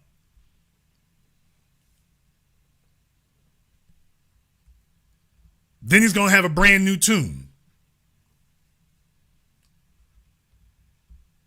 Call America 347. You're on live with The Business. What's your name? Where you calling from? Hello? Yes, you're on live. Put the crack pipe down. What is your name? Where you're calling from? Yo, all right, so calm down. This is Derek. Caller Miracle 504. You're on live with The Business. What's your name? Where you calling from? Good evening, Brother Jason. This is G from New Orleans. How you doing this evening? G from New Orleans. What's on your mind, brother? I'm doing fine, brother. I just want to say great broadcast. You've had a couple of great broadcasts over the weekends, and I want to applaud you for that and thank you for your hard work. I got a question and comment. My question, I'll start first. I want to ask you, do you think Laurie Harvey is going to be worse than Marjorie Harvey, or is worse? She's already worse. Mama hit her peak in her 40s and got to Steve. Laurie hit her peak at 23? Michael B. Jordan was the last train leaving. You can already see the decline. No shade on the young up and coming actor. She went from the hottest, one of the biggest music producers of all time, and his sons. That just told you she's a pass around. Somehow she screwed up and got hooked up with Michael B. Jordan, the biggest name in Hollywood. Yeah. Solid. He is on his mission and focused. When he sat there and talked to Gayle King earlier this year, you heard what he said? He said 23, this is my Jordan year. Yeah, they got the same name. He's like, this is my Jordan year. 23. There can't nothing stop me. There's not anybody telling me no, and everything is wide open. I remember that. He said, there's not really anybody telling me I can do whatever I want to do. There's not really anybody telling me no, and everything is wide open. So what does that show you? He's on his purpose. And he wanted to marry her. He showed the woman that his purpose is bigger than she is, and she ain't going to take him off of his game. What did she do? She went from the biggest dude in Hollywood. He's producing and directing his own movies. He's getting into full-scale producing now, and hopped over to a up-and-comer who you can look in his eyes and see he ain't nobody's fool. This fella she talking to now, he's just like, baby, you enhancing my resume. Folk didn't know who I was before I dated you. You're basically looking at 21 Savage with Amber Rose. Mm-hmm. So dude is going to be with her for a minute. Yeah, Damson. He's going to be with her for a minute. And then that's it. He's going to move on to somebody else because he can see how treacherous she is. So she's already, she barely hit 25 years old and she's already on her way down. Her mama made it to her 40s before she started the decline. Or at least she's peaked. Laurie was 24, 25, peaked. And now it's downhill from here. Yeah. And Michael B. Jordan, I mean, he, from what I've heard, and he's a good brother. I actually met him before. He actually wanted to be married to her. He offered it, but she didn't want that. And I just want to say this, and this is my comment. When it goes to Steve Harvey, let's not forget when he had a TV show back in 2015, and he had a white woman on the stage when she said she didn't like talking about racism and slavery comment. Steve Harvey said, this is what you asked me to do. I don't really care for slavery. I never forgot that. Steve Harvey wants to give relationship advice. It's hard to give relationship advice and write books when you're on your third marriage. So I don't know why people would take him seriously. Look, I respect his hustle. They take him seriously because they look at his money. Money wallpapers over a lot of flaws. Right, money, but look how he got that and what he's doing. Because, then the comments he made about how we didn't steal, we stole from Africa as FBAs. I'm just listening at this. Steve Harvey, I'll never remember this too, not with Marjorie. I'm sorry, I'm trying to get back on track. My understanding with Marjorie is that that TV show Empire, Cookie Lyon was based off of her, if I'm not mistaken, because she even had been compared to that. But Steve Harvey married this woman, and my understanding, he left his wife for her, the one who still had feelings for him. And he's still, and yes, he's got his hustle, he's got his money. 90 seconds. Ladies and gentlemen, we need to stop taking these celebrities seriously when they do stuff. Yeah, he's rich and wealthy, but they got a lot of rich and wealthy people here who do stupid shit. Well, what we need to do is hold them up as what they are, cautionary tales. We shouldn't lose we shouldn't lose focus in our grip on reality just because you're looking at somebody who might be in Hollywood or something. That would be a huge mistake to make. Huge mistake to make. Thank you very much for giving us a call tonight. Let me get caller from area code 321. You're on live with The Business. What's your name? Where you calling from? Hi, this is Jay from Orlando. Okay, Jay from Orlando. What's on your mind? All right. I remember one point during the interview where Steve said that if he, like 30-year-old Steve, had he had like what he has now in his current age, like he would have been out here, like, you know, running the streets, just doing wild stuff.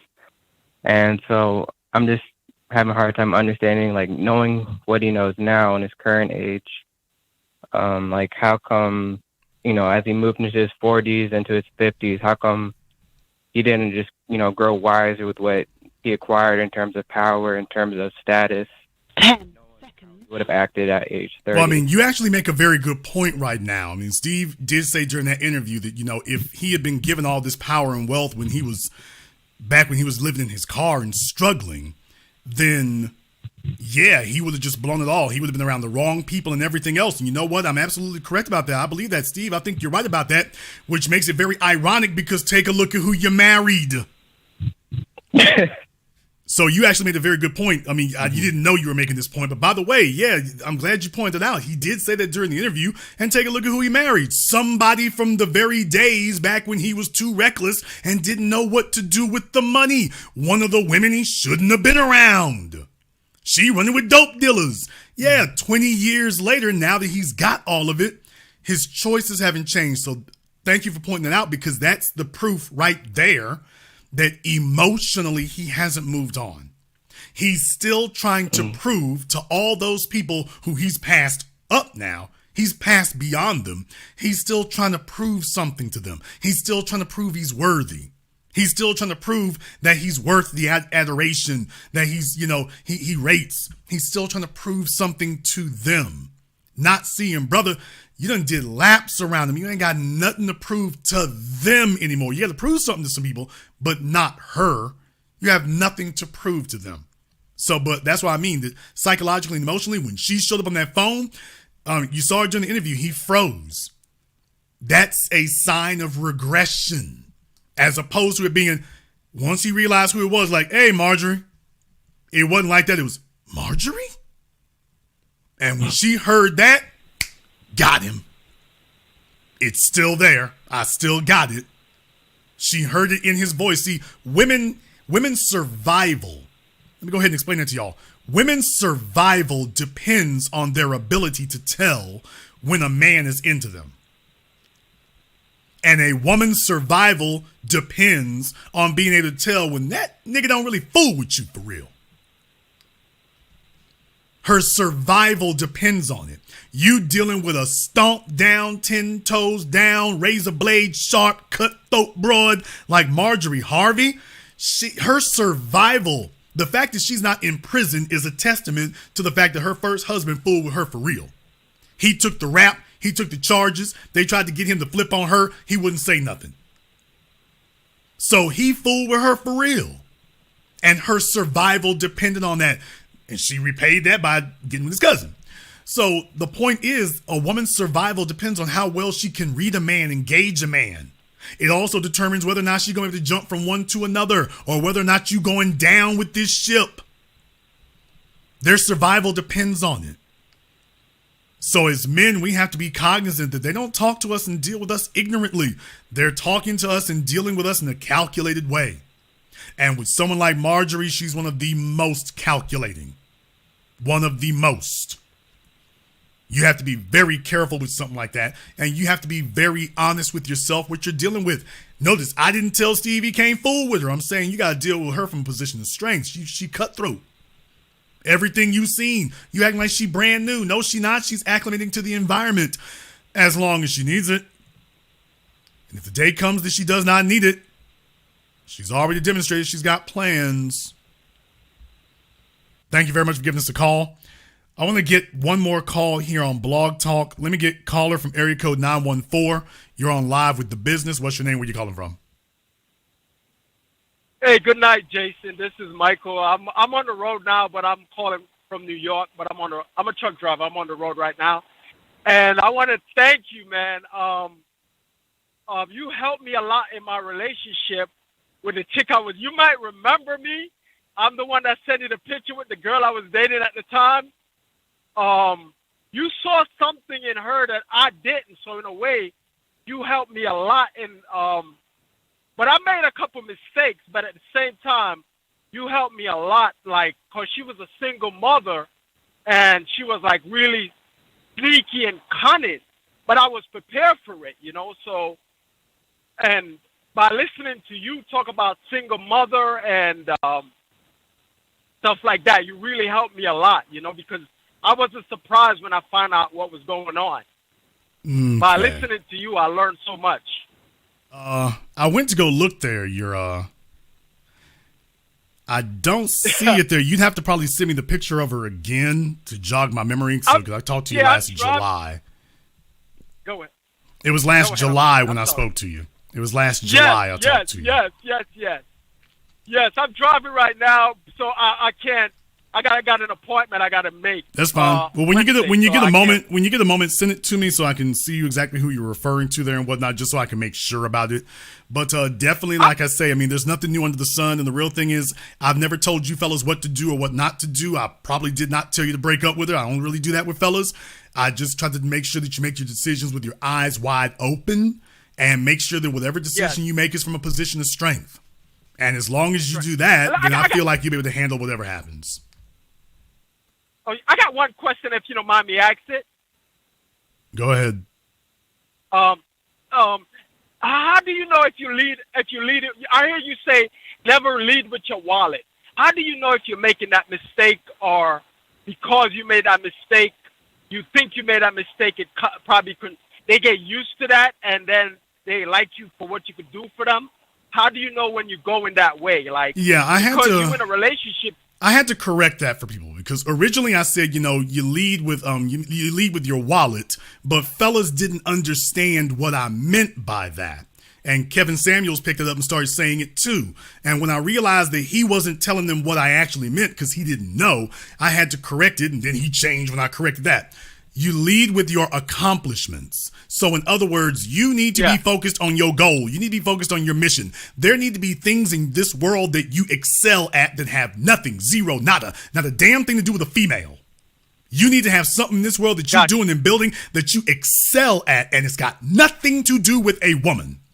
That's what your life is given to, and you poured yourself into, and women will notice that. See, the problem is that men think when guys go around throwing money and making it rain, that what you're saying is, I don't think the women will notice me. I don't think they'll notice my accomplishment. I don't think they'll take it seriously. So you wind up doing that because you're trying to overcompensate. You need to be confident in yourself that all you have to do is be excellent.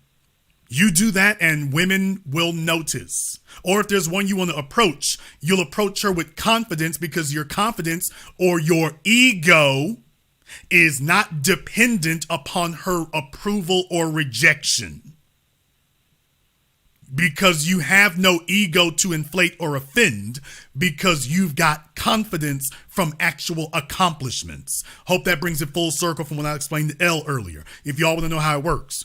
I'm not offended if she says yes. Okay. I'm not thrilled if she says yes, and I'm not offended if she says no. Because my ego is not dependent on her response. I got something else I'm doing. I probably only got about 5 good minutes to talk to you anyway. Let me squeeze this in before I gotta move on to the next thing. The other thing is a woman is looking for a man who's moving and shaping and making things happen because she knows the bag comes from a man who's active, not a man who's chasing her. Females grow up with men chasing them their whole damn lives. From the time that they're sexually viable, they're used to males pursuing them. Eventually they get smart and realize, hell, sex does not come with benefits. Accomplishments come with benefits. Then she starts adjusting. Okay, let me go get somebody with some accomplishments. So what you do is you lead with your accomplishments. So that way, when you open up your wallet, for example, you don't have to even show $1. When you open up your wallet and they can see that American Express Platinum, that does all the talking. You don't have to say nothing else. Do you see what I mean right there? Things like that. Yes. When you start your conversations and what you speak to her Yes, about, I did. you're not talking about the size of her ass, and you're not talking about her sexual habits. You're talking about how she plugs into the program. She can see you're different.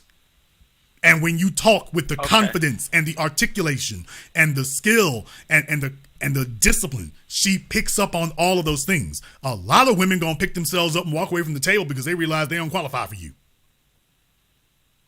But you got to prove that first. So lead with your accomplishments. And by that, I'm saying your life needs to revolve around your accomplishments first. How you do one thing becomes how you do all things. And if your accomplishments are the most important thing, then when you approach women, you will approach them with your accomplishments because that's the way you do things. And that doesn't mean you walk up to her telling her what you do or trying to thrill her or impress her with what you do and whatnot. You don't even have to mention those things. You don't have to mention it at all. A woman can tell when you dusty and bummy and struggling. She can also tell when you're not. And as you speak to her and whatnot, it'll become more plain. So lead with your accomplishments.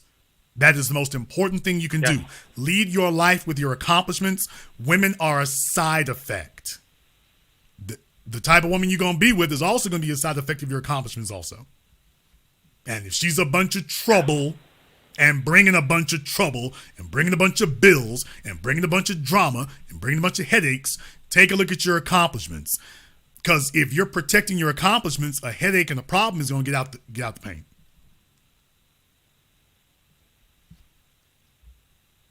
Thank you very much for giving us a call tonight. Let me jump back over here to Zoom. Let me see if I can get Kia up on Zoom. Go ahead and turn on your mic and your camera for me, Kia. She is up on Zoom. Hello, Kia. What is on your mind?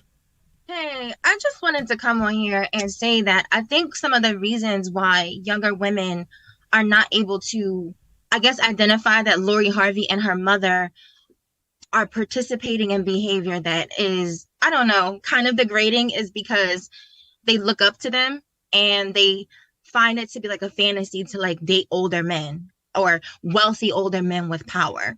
And so because most women will never have the opportunity to do that, that on its own is appealing. And that I think it genuinely shields them from seeing like, oh, like this is actually kind of like slummy. This is actually kind of like weird to like openly prey on men like this. Like, I don't know. Like that's to me, when I speak to women my age and my age group, I'm 30 years old. They seem to not be able to recognize that while all relationships are transactional and you give something to get something, that's understood. Unfortunately, if you're in a situation where you're not reciprocating and it's being clocked and it's very visible, your time with that man is limited. And I think that's not really obvious to women because they don't know what it's like. Not true. Not true at all. You're 30 years old, so you're part of that second wave of bastard babies. No offense. No offense. But I'm just saying. So you've got 3 generations of females who've grown up without a father in the home. So they are harboring contempt. We need to call this for what it is. Generational contempt. Generational hostility. Generational disdain. They are looking for a man to victimize. Not accidentally. They're getting together with each other in groups. They're comparing notes. When you've got Facebook groups where females are talking about, here's how you can fake pregnancy. Now they sitting around here talking about this stealthing is rape. That's what the women say. But then they're getting in Facebook groups. They got websites where you can fake a pregnancy test. We'll give you a fake pregnancy test. The women are doing this, getting together saying, well, hell, we're going to get together and coach each other on paternity fraud. That isn't a misnomer or a misunderstanding. This is a predator looking for a victim. Now, we need to call this female predator culture what it is. When Cardi B can sit up here and tell you openly and brag, I used to drug dudes. And the females are, yes, queen, you go. Whoa, hold on a minute now. Hold on a minute now. Now, you heard that. You saw that. That's not accidental. These are folks who are carrying outright hatred. Yeah. And the way that they're moving in the world is that men are something to be exploited. Ain't no rules. If you can get over on him, get over on him. And their hatred traces back to their fathers, or should I say lack thereof. And when they get in the world, they've been raised on a steady diet of venom from their mothers and their grandmothers and their aunties and their sisters and pop culture and the media. So by the time they get to a man, all she wants to know is, how do I screw him over? Have I been properly armed? And she uses her relationships not to become a better mate. She uses her relationships to become a more savvy predator. Let me make sure it's like prison. It's criminal school. Let me get better at getting over. Here's the problem. The problem is that Marjorie Harvey comes from that last part of the civil rights generation, or the baby boomers. Those are the last niggas you can get over on. This generation is different. Why? Yeah. Because this third generation of bastard baby sons, they've been living with the hoes their whole lives. They were raised by them. So this generation is resorting to genetic survival. Now they're having a different response. They're like, oh, we seen that and heard that. We know that doesn't work. The marriage rates right now are not at historic lows by accident. The young men today are like, yeah, I see what you did to dad and granddad. Not me. Maybe I don't have all the manhood skills I need, but I got survival skills. I've got self-preservation.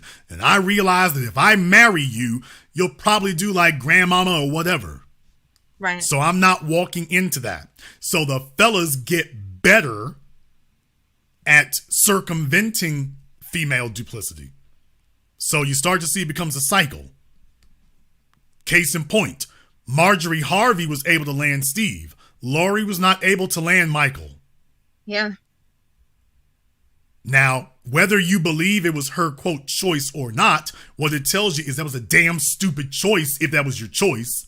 And if it was his choice, you fumbled the bag. There won't be another one of him. The next up-and-coming dude in Black Men in Hollywood is not going to be looking for you. That was it. You've cut the bloodline right there. So your generation is not ignorant of it. It's not that they're unknowing. We got to call it for what it is. I mean, you've seen it for yourself.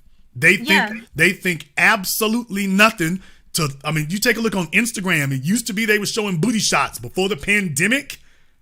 They were showing booty shots before the pandemic. Pandemic hits, they showing their fronts now. Yeah. They used to show their backsides. Now they're showing their fronts. It's degenerating. And what I'm telling you is that's a very raw, craven, avaricious way to do things. They basically have gone to, criminal university, thug university, and they're polishing their skills. But they're finding it much, much harder to ply the trade. It only works if you can get a man over a legal barrel. And in the words of T.K. Kirkland, if you don't get her pregnant and you don't get her married, she can't do anything to you. Now, what do you do when you're operating in a world of men? We've got advantages because we're willing to die to make a dollar. You ain't going to do that. So we're always going to have the advantage. What do you do when you can't get over on us? There can be great, big, huge flocks and throngs of you, but if you can't get over on the men, there's not enough of them who are worth getting over on. You can get pregnant by a bum, but that's not a benefit to you. That's a hardship. What do you do? Now that there's nobody worth getting over on, what do you do now?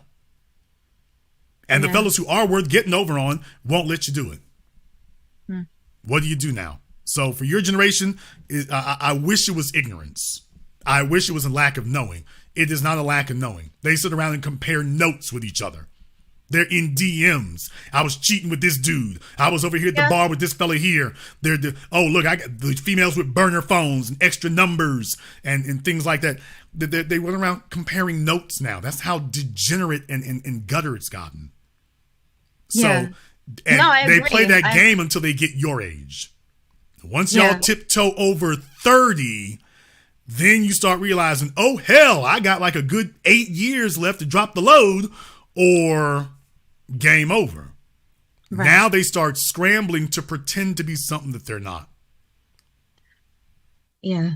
Yeah. I think that's why, what I was trying to express is that they probably feel that the morality of it is not as important to them as just attaching themselves to someone. And I think because, like I said, a lot of women, they'll never have a very wealthy, successful man want them and choose to court them and spend money and time on them. So it's something to aspire to, even though when you really take a look at it, it's really bad. It's not, especially doing it in that way. It's different if you approach a man of a certain, I guess, level, and you understand that you're going to be required to use some things as well. You understand that there's a role that you have to play so that y'all dynamic works. But if your whole, I guess, mindset is to just scheme as long as you can, I don't even understand how that would work long term.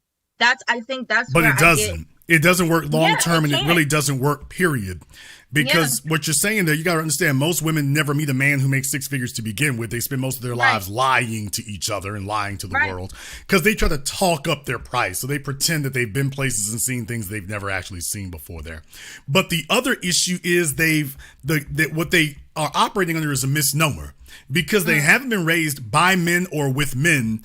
Their mothers and their grandmothers have told them, girl, you can't make a man into a man. Well, they're right. You can't. But what does that also mean? Well, if you get with a deficient male, you keep throwing that sex on him and eventually he's going to find competence. Now, you can't teach him, but if he's, quote, motivated, then he'll find some competence. Now, that's the strategy they've taught their daughters. If you just get out there and have some sex, if you leverage sex with him, he'll find competence. And it doesn't work that way. He's got to have the competence already. Mm-hmm. Either he's got it or he doesn't. Now, yes, we go through things in life as men and we're constantly refining those things. But the overwhelming majority of males don't have competence. They certainly don't have a high level or degree of it. And he's not going to just get it from the ether. He's not going to just suck it out of the air or get it by osmosis. So by telling your daughters, it don't matter who the man is, as long as you're attracted to him, get him. And then after you get him, well, if things ain't working, tell him he needs to do X, Y, Z, or we ain't going to have sex. So get with a guy who hasn't proven his abilities first, but you're attracted to him. And then you can maneuver him or manipulate him after you get there. And take a look at the damn results. Amber Rose couldn't motivate Wiz Khalifa, 21 Savage. Damn sure couldn't motivate Alexander Edwards. Kim Kardashian couldn't motivate any of them dudes she was fooling with before Kanye. He was the most motivated one. She got with Pete Davidson. How motivated was he? And I said that a year ago when they first started messing around. I said, Pete Davidson is not on his way from making $2 million a year to making $200 million a year. He ain't on the way to doing that. And no amount of laying up with her used up implants is going to get him there. Well, guess what happened a year later? After him driving her Rolls Royce and everything, she gave up on it. Yeah, he better have the competence and the drive already. Laying up with him, and he's not going to say, ooh, I better get some. See, this is how the females talk to each other and convince each other that if you start denying him sex, he's going to say, ooh, he's panicking. I better kick it in gear, man. If I want to keep you having sex with her, I got to kick it in gear. It doesn't work that way because he doesn't have a frame of reference. Drive isn't something you can teach someone. Yeah. It's not something you can beat into someone. Drive is a genuine characteristic that either it's there or it ain't. But you can't leverage it, blackmail it, extort it, bludgeon it, shame it, guilt it. You can't do that any more than a man can bludgeon, shame, or whatever genuine feminine submissiveness out of you. She either got it or she doesn't.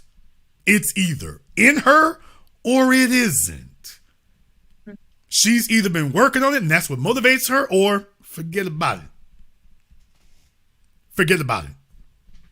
So that's the reason why for most of your generation, most of them are going to be struggling and bummy and dusty. Most of them already are, and it will not get better because they've been taught that men are something you get over on. Yes.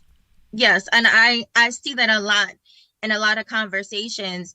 And I, do my best to speak up and like tell women like this is if your end goal is to be happily married and have a security and have a healthy environment to raise kids, if you're plotting like this, you're not going to get that. That's not what you're going to have. Like, it seems counterproductive if that's what you actually want. No, they want the benefits of marriage. They want the benefits of being a wife without any of the responsibilities. That's why they idolize Marjorie Harvey and Laurie Harvey and Ciara, because in their minds, they see a bunch of chicks who got over on some well-to-do dudes, and now basically they're living a luxurious life of leisure with no effort and no work on their part. So it is and by the way, you bringing some bastard kids from another man too? Oh, that's the sweet spot. So I got to get my sexual thrills with the person I really wanted to be with, and now I get this sucker over here to pick up the tab, and now I just coast into the sunset. What I'm saying is that's an exploitative, abusive, predatory mindset. That's not a partnering mindset, and that will only work on a man who's looking to be a victim. And Russell, as I explained, you all are not going to have that option. Marjorie Harvey is nostalgia. Ciara is nostalgia for those men. It literally wouldn't work with nobody else. Russell Wilson, divorced. Steve Harvey, twice divorced. What does that tell you? They were holding out for a specific one. They're going to be exploited, but they want to be exploited by a specific one. Not just any old body. So you telling yourself, because this is what females delude themselves, my draws are the same as hers. No, they're not. No, they're not. Hers come attached to 20 years of longing. You just another broad.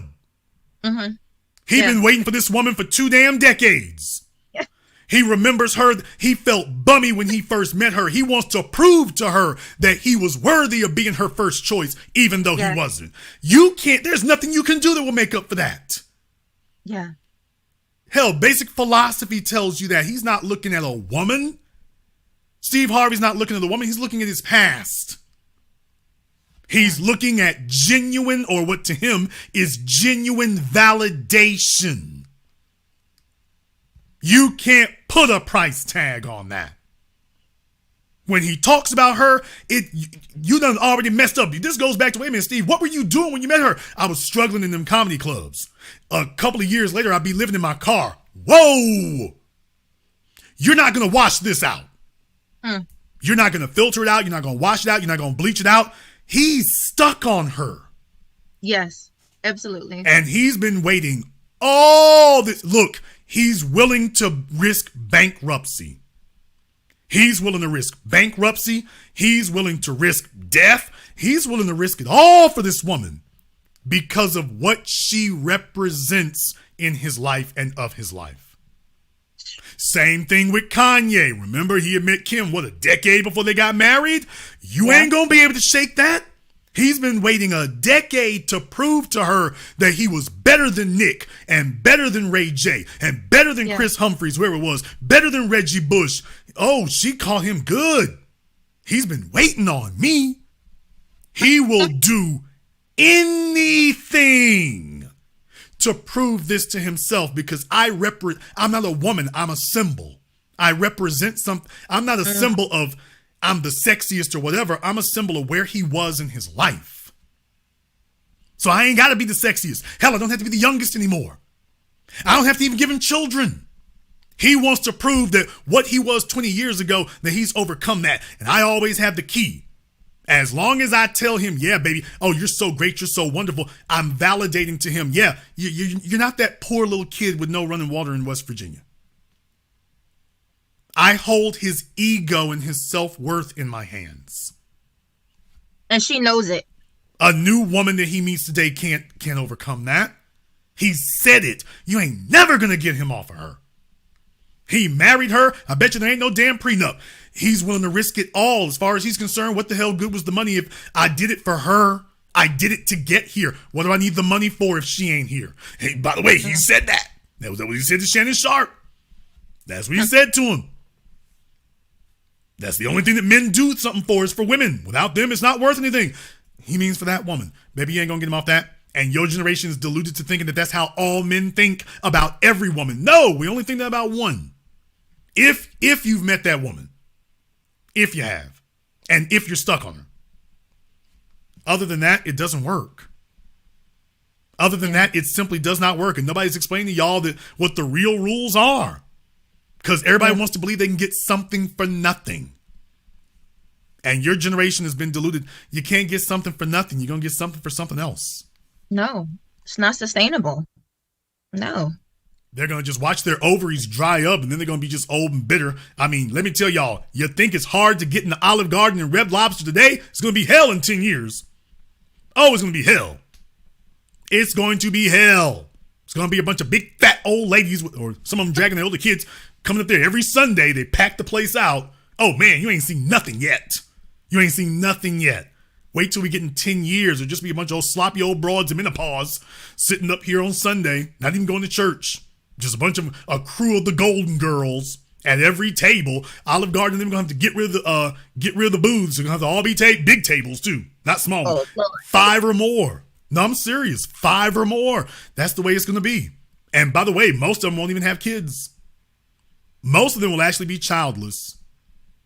As I explained last week, most of them will be kinless. They won't have anyone. Wow. Okay, but that's what happens when you're a predator. Eventually, your prospective prey start to avoid you en masse. There's a reason why lions gotta be fast. Elephants don't have to be fast. They're not predators. And they don't have a habit of going around killing everything. They gonna munch on trees or whatever. But you notice that your most voracious, the carnivores, you notice they gotta be fast. Your leopards, your hyenas, your tigers, your lions, man, they gotta be super fast. Now, you've seen deer run, you've seen gazelles run. The tigers and the cheetahs catch them all. Well, yeah, you gotta do that. Over millions of years of evolution, oh, you were too slow to survive. You better speed it up. You'll never survive and catch them because everybody sees your teeth. They see your fangs. They see your claws. They see that look in your eyes. If they even hear you rumble on the horizon, they start moving. Yeah. So your generation can't victimize the way it used to. Now all they got is a bunch of Pookies and Ray Rays that they can get over on.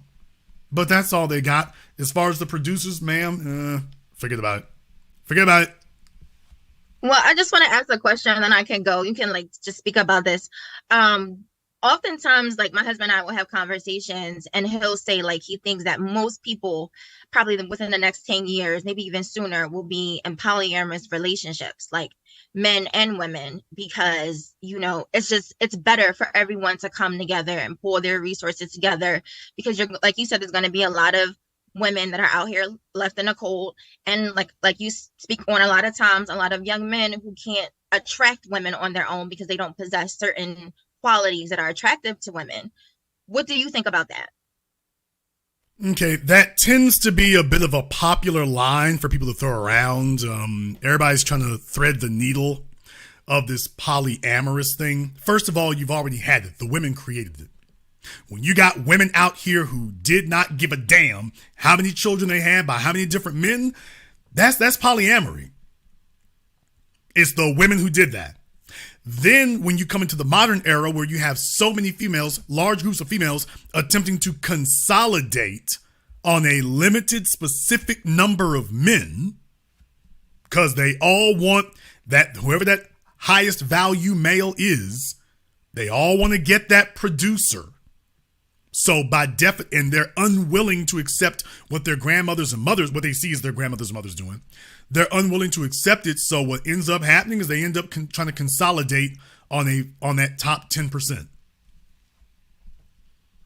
So by definition, the women have created a polyamorous society. As a matter of fact, they've demanded it.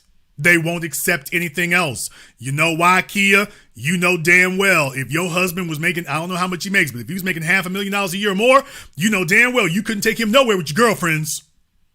No. What? If you went to a restaurant, you know you have to do like your grandmamas did. See, in my case, I'm not gonna go too far in the woods, but if you come from a family where somebody had a little bit of paper, but they was with them scandalous chicks, when one of them went to the bathroom, all of y'all got to go. Come on, girl, I'm gonna go powder my nose. Well, I gotta use the bathroom. I ain't got to. Sure, you coming with me. You're not gonna leave her alone with him because you know. You know she is willing to blow up y'all's friendship that night. Even if your husband says no and come back, Daphne rubbed me on the leg when you went to the bathroom. You know, it's just now knowing she doesn't know what she may not know whether he's gonna say yes or not, but she's willing to risk it, and you know she's willing to risk it. So what I'm telling you is and you're just 30, you're not 50, you're just 30. You know this is the way females move today. In mass, not just one or two. These are the rules. Ain't no rules. Or as I taught y'all years ago, he's your husband if you can keep him.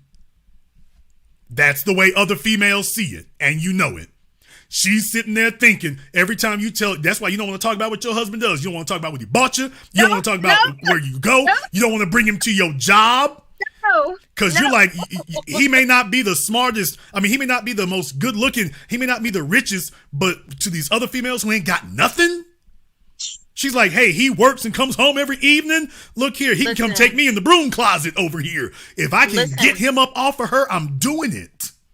Listen, it's crazy. Like, they desperate out here. Like, desperate out here. It's madness. Oh, hell, that's a New York accent. I'm from Philly. That's even worse.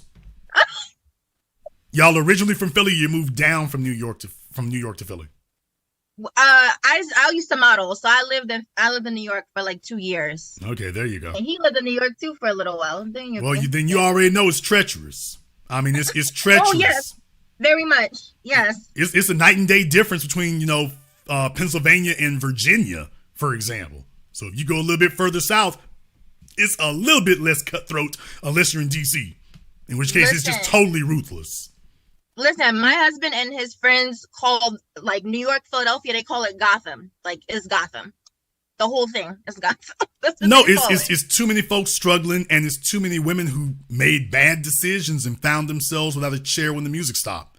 And they are willing to do anything to get another chair. Anything. I'm talking about the chicks in church at the Catholic school. Ain't no rules, and you know this. She'll be sitting there with you at your job, and you know she's got no rules. If she could pull it off, she's gonna do it. You ain't telling no lies. So imagine what it's like being a man in this environment and knowing that if I get my money halfway straight and I'm available, man, it's a candy store out here. It really is. You ain't hurting for the only fellas who are complaining are the ones who are just so mama's boyed and spoiled and sissified that they're just sitting in front of their Xbox doing nothing. If you're a black man in America today making $60,000 or more, it's a candy store out here. Unless you live in New York or LA. It's a candy store. If you're single with no kids, it's a candy store out here. It is. And we all know it. We all know it. But the girls made the rules. We didn't make the rules. They made it. The females have made it very clear. They willing to stack up. And the more you got, the more willing they are to do it. If you make six figures, you can definitely have a committed girlfriend and a side chick. If you make $250,000, you can have 2 committed girlfriends. And if you make 500 G's or more, pick your potion. It's whatever you want. By the way, not just whatever you want, wherever you want it. Now, those are the rules. The females are they just looking to get their slice of the pie now. They're not like their mothers and grandmothers. They realize they don't have leverage to locking them down. They just looking to get their slice of the pie. Hey, look, another car, another house, I'm gone. They looking to get out the game, period. So as far as polyamory is concerned, your husband's got it partially right there, but when you take a look at the actual conditions, the women are the ones who've created the conditions inadvertently. Now they're pushing them consciously, but not deliberately. So they're going for what they want, but they're creating a polyamorous environment by being so avaricious. And in their minds, well, I'm going to do whatever I got to do to get what I want. And in reality, what you're doing is acquiescing. So you're creating a artificial shortage. You're creating a shortage, and now you got to acquiesce to the shortage, not the men.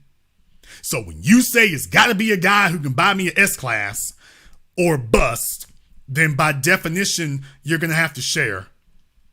Because your goal is that BMW, not a husband. Let me repeat that one more. You drive a Q7. Okay. Well, put their business out there. If you might see a Q7 in Philadelphia, that's probably her.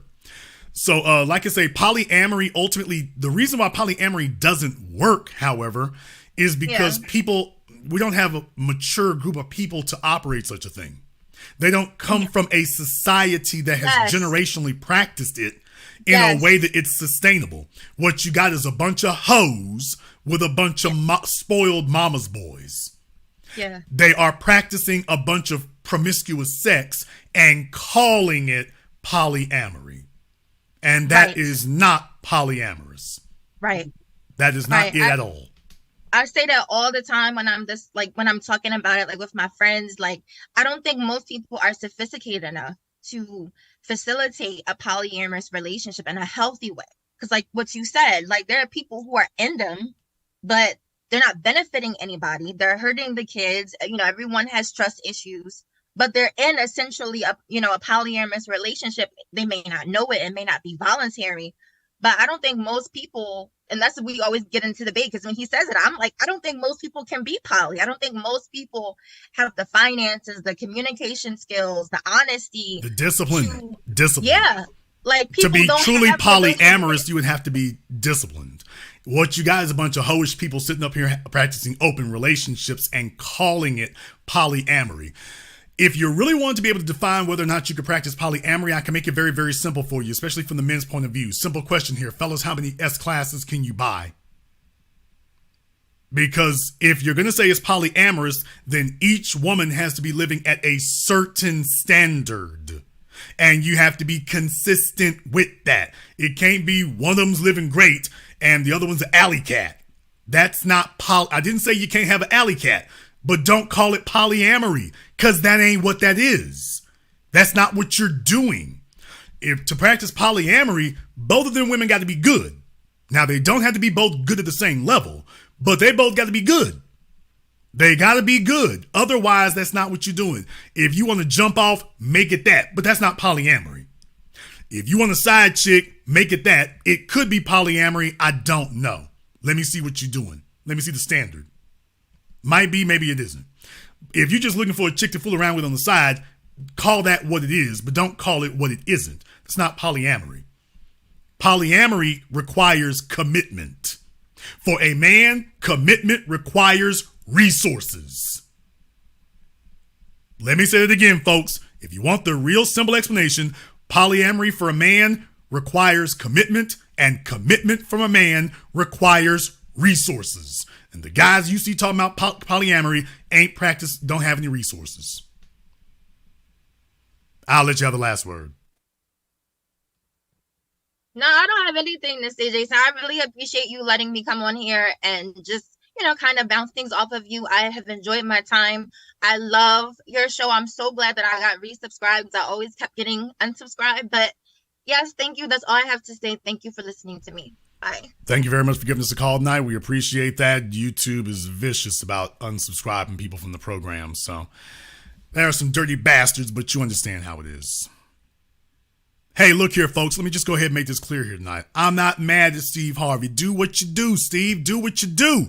But don't tell us you winning. Don't tell us your way is a strategy. Don't tell us that's the way to go. And don't sit up here and try to wag your finger at us and tell us that a man should just accept whatever the women throw at us, that all the woman has to bring to the table is herself. Now, let me go ahead and clarify this part, because there may be some people that, once again, you've heard something that I said before. So let me go ahead and address this before the goofy and the daffy sit up here and start talking. Now, I've told you all previously on many occasions, I've told many a female who's called in that the only thing that a woman brings, the only thing a man gets in a relationship with the woman is her. The only thing that we get in a relationship with you is you. We don't get your degree. We don't get your financial support. We can't count on it. All we get is you. Okay, but that doesn't mean that all we get is your sex organ. You see, submissiveness is a word that folks throw around. But I want to tell you all right now, the woman that you sit up here and throw everything to, she can't just have submissiveness. She's got to have female competence. She's going to have feminine competence. You all need to go check out my program, The Two Claires. That's a woman with feminine competence. So when I say she's bringing her, all we get is you. That's just like with a man. His ability, he may not show up with, a pipe wrench and a tool belt, but he needs to have some competence. He may not show up when y'all go to the restaurant, he may not show up at the table with the tire iron, but he needs to have the competence to be able to change one. If he shows up at the restaurant, I certainly hope he doesn't show up with a gun, but he needs to have the ability to protect you. So when I say that all a man gets is you, all he gets is your feminine competence or lack thereof. All he gets is your physical attractiveness or lack thereof. All he gets is your classiness or lack thereof. All he gets is your ability to care for children or lack thereof. All he gets is your ability and desire to instill his values in those children or lack thereof. Are you looking at a woman who desires to be the female version of you as a man? Do you have the woman who wants to be your female counterpart? That she wants to represent you and your values to the world, because that's all you're going to get. You're going to have to bring the resources. You're going to have to bring the defensiveness. You're going to have to bring the elevation and the ability to upgrade. She's going to have to bring the ability to mirror those things. And yes, that also includes a financial component. Yes, it does. She doesn't need to make as much money as you, but let's be very clear. If you're looking for a woman who's looking to sit up here and sit back and lay back and freeload, forget about it. Even Steve said that Marjorie ain't getting to do that. Marjorie don't just get to sit back and kick up her heels and kick it. Marjorie has had to get involved. Marjorie has had to help with deals. Marjorie has to represent him well wherever he goes. Marjorie had to bring more than just her sex organ. Marjorie had to bring some skills.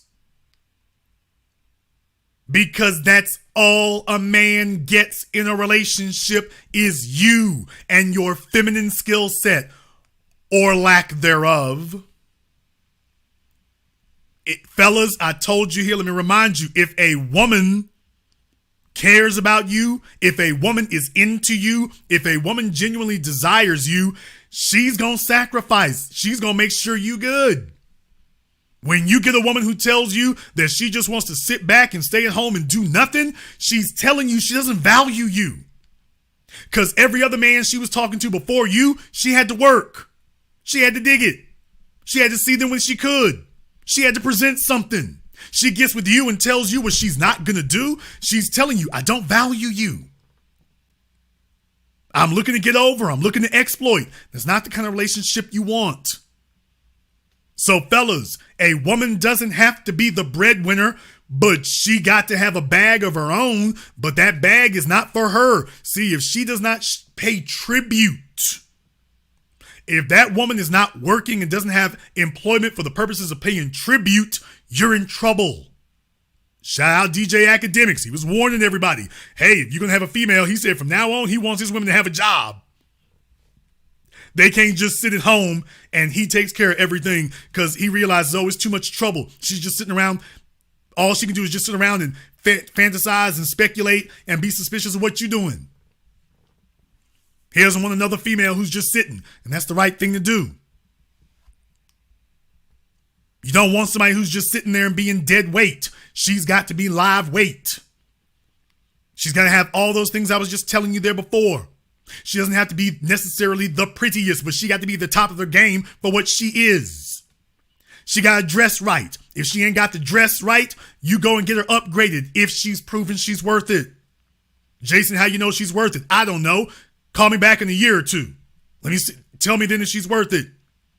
Well, Jason, I don't know. Fellas, if you got a disciplinary problem, tell me what you did in the first damn year. Did you just start throwing resources at her? Did you just start throwing gifts at her, or did she have to earn it? Did you show her your capabilities and your accomplishments that showed her what it is she working to earn? Because a woman works for what she values. A woman demands and has an entitlement complex to what she does not value. If she values you, she gonna work for it. She gonna get up and work every day and have no damn problem with it. You know how you know that? Because I'll be damned if I don't give a damn what man is listening to me right now. You get this through your cinder block ass head. If your chick tonight had the opportunity to become Idris Elba's woman or Michael B. Jordan's woman, that heifer would be working 60 hours a week, come home, cook his meals, do the dishes, do his laundry, walk his dogs, make his bed, give him triple X rated everything with no questions asked and no strings attached. She would do it all with a smile on her face. All that stuff she's telling you right now that she would be too tired to do. Oh, that'd be too much. I'd be too tired. Every single female in this chat room here, let me tell you, she'd be the hardest working woman in San Francisco. She'd be the hardest working woman in Manhattan. She'd be the hardest working woman in the Bay. The hardest working woman in Atlanta with a smile on her face. While she's telling you what she wouldn't do.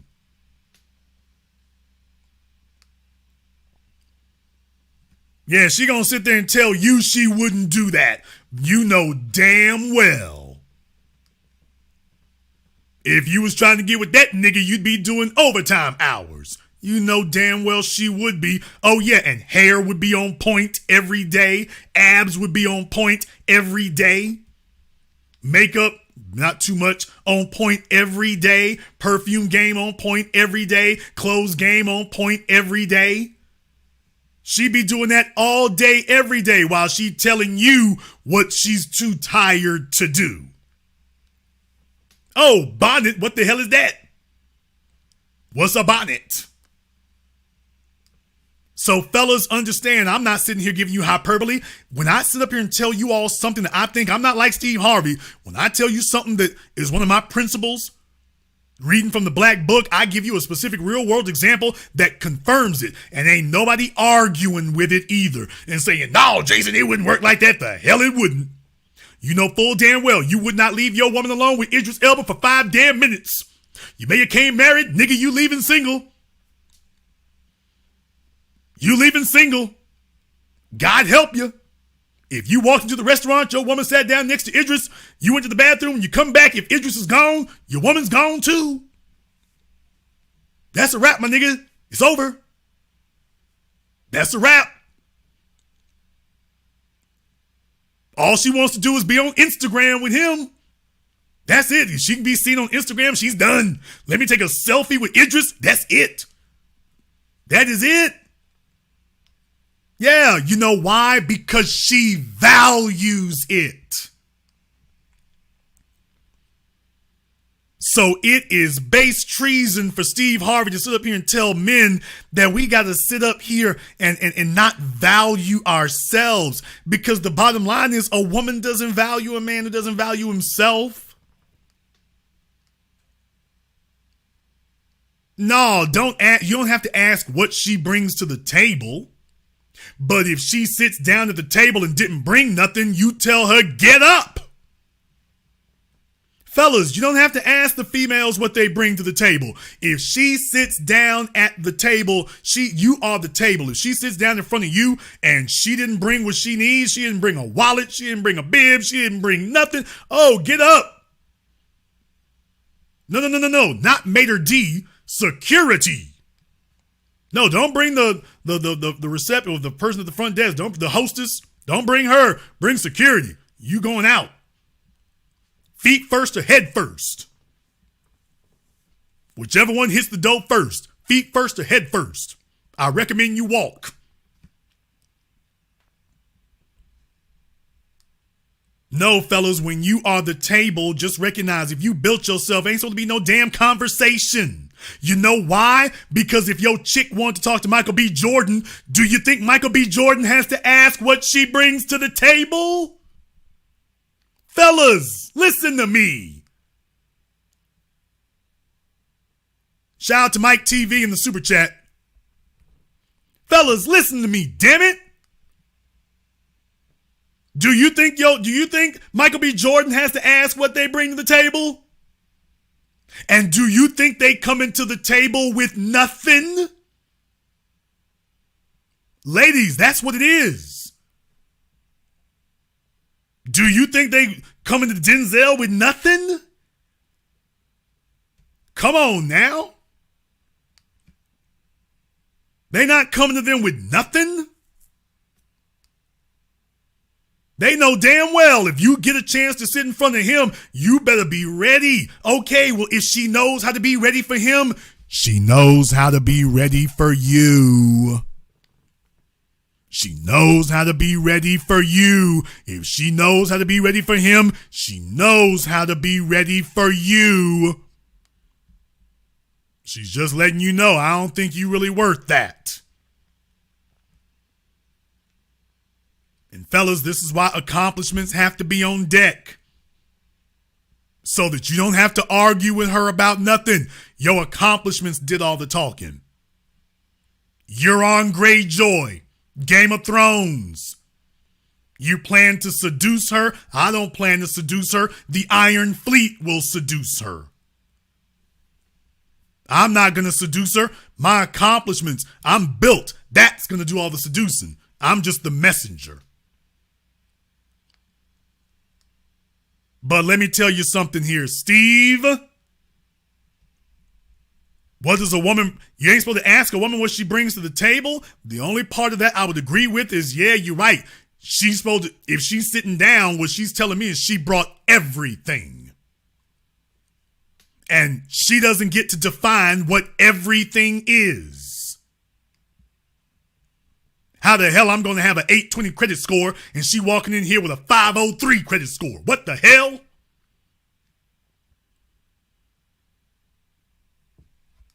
We can go down the list. I'm sitting here with no kids. She's bringing through, damn me, good times. I'm sitting here singing with no kids and she done brought in the Brady Bunch. She knows damn well this ain't the table she's supposed to be at. You supposed to be over there in the corner with Pookie and Mike. You supposed to be over there. Unless you are just this unbelievable woman.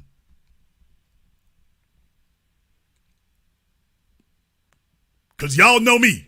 Hey, Felicia Rashad, 1985. Can't lie. But that would be the only damn one. And oh yeah, she wasn't Marjorie Harvey. Hey, I ain't gonna lie to you.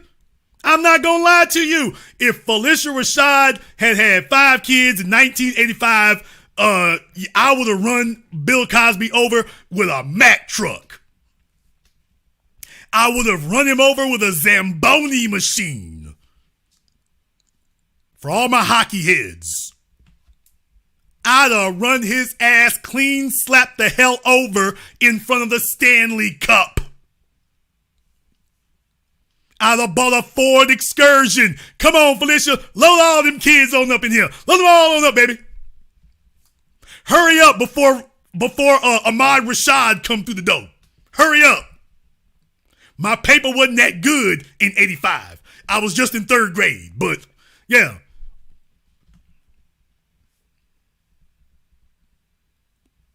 third, first, one of them numbers, but you get the idea. My paper wasn't straight in 85, so it's going to take a minute.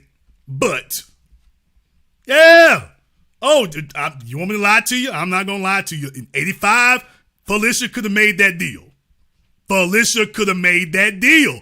She's the only damn one. She be the, oh, hell no. Oh, no. Everybody else coming through with their gang. Don't y'all know I'm high society? No, no. No, I don't fool with you. Why not? Look at all them kids. But Felicia. Don't y'all know the hoes will be stuttering? Jason. Butt me ass. You got too many kids. Felicia. You ain't Felicia. Sit your ass down. Don't y'all know they'll go psycho? They'll be sitting there the whole damn time. Okay. But fellas, no, if she gonna sit down at the table, she gotta bring everything. You heard me? She gotta bring everything. Don't let anybody talk you into believing you don't have to expect anything. If you are the man and you are built, you are the table. She sits down, she gotta leave everything.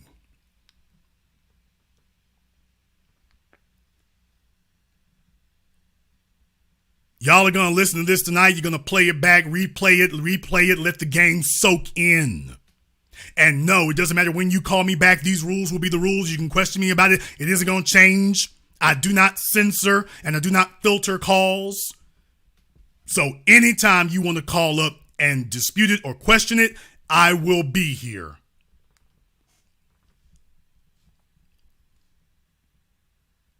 We're going to go ahead and wrap things up here tonight. I want to thank everyone who has contributed to support tonight's program on PayPal, CashApp, Super Chat, Venmo. Thank you very much for your support. If you are new here to the business, welcome to the program that all your favorite YouTubers love to hate watch. Click that red subscribe button. Click that yellow notification bell. Join us each and every time that we're here. If you haven't been a member of our Patreon, man, the last few weeks here, not going to lie to you, the last few weeks on Patreon, oh boy. Well, the ladies have been getting their value out of it, but yeah, light of day. I get to say some stuff over there I can't say here on YouTube, so the link is in the description. You can go ahead and check that out as well. I want to thank all of you for tuning in here to tonight's program. Thank you all for choosing to watch live or recorded. Thank you for liking and sharing and subscribing. And for those of you who haven't checked your subscription status lately, check it again. YouTube has been involuntarily unsubscribing people, trying to suppress our numbers and keep them down. You check and make sure that you're subscribed to this channel. And this concludes tonight's broadcast of The Business. I am your host, your brother, your humble servant, Mr. Jason Black. And until next time, my brothers and my sisters from around the world, remember, handle your business or your business will handle you.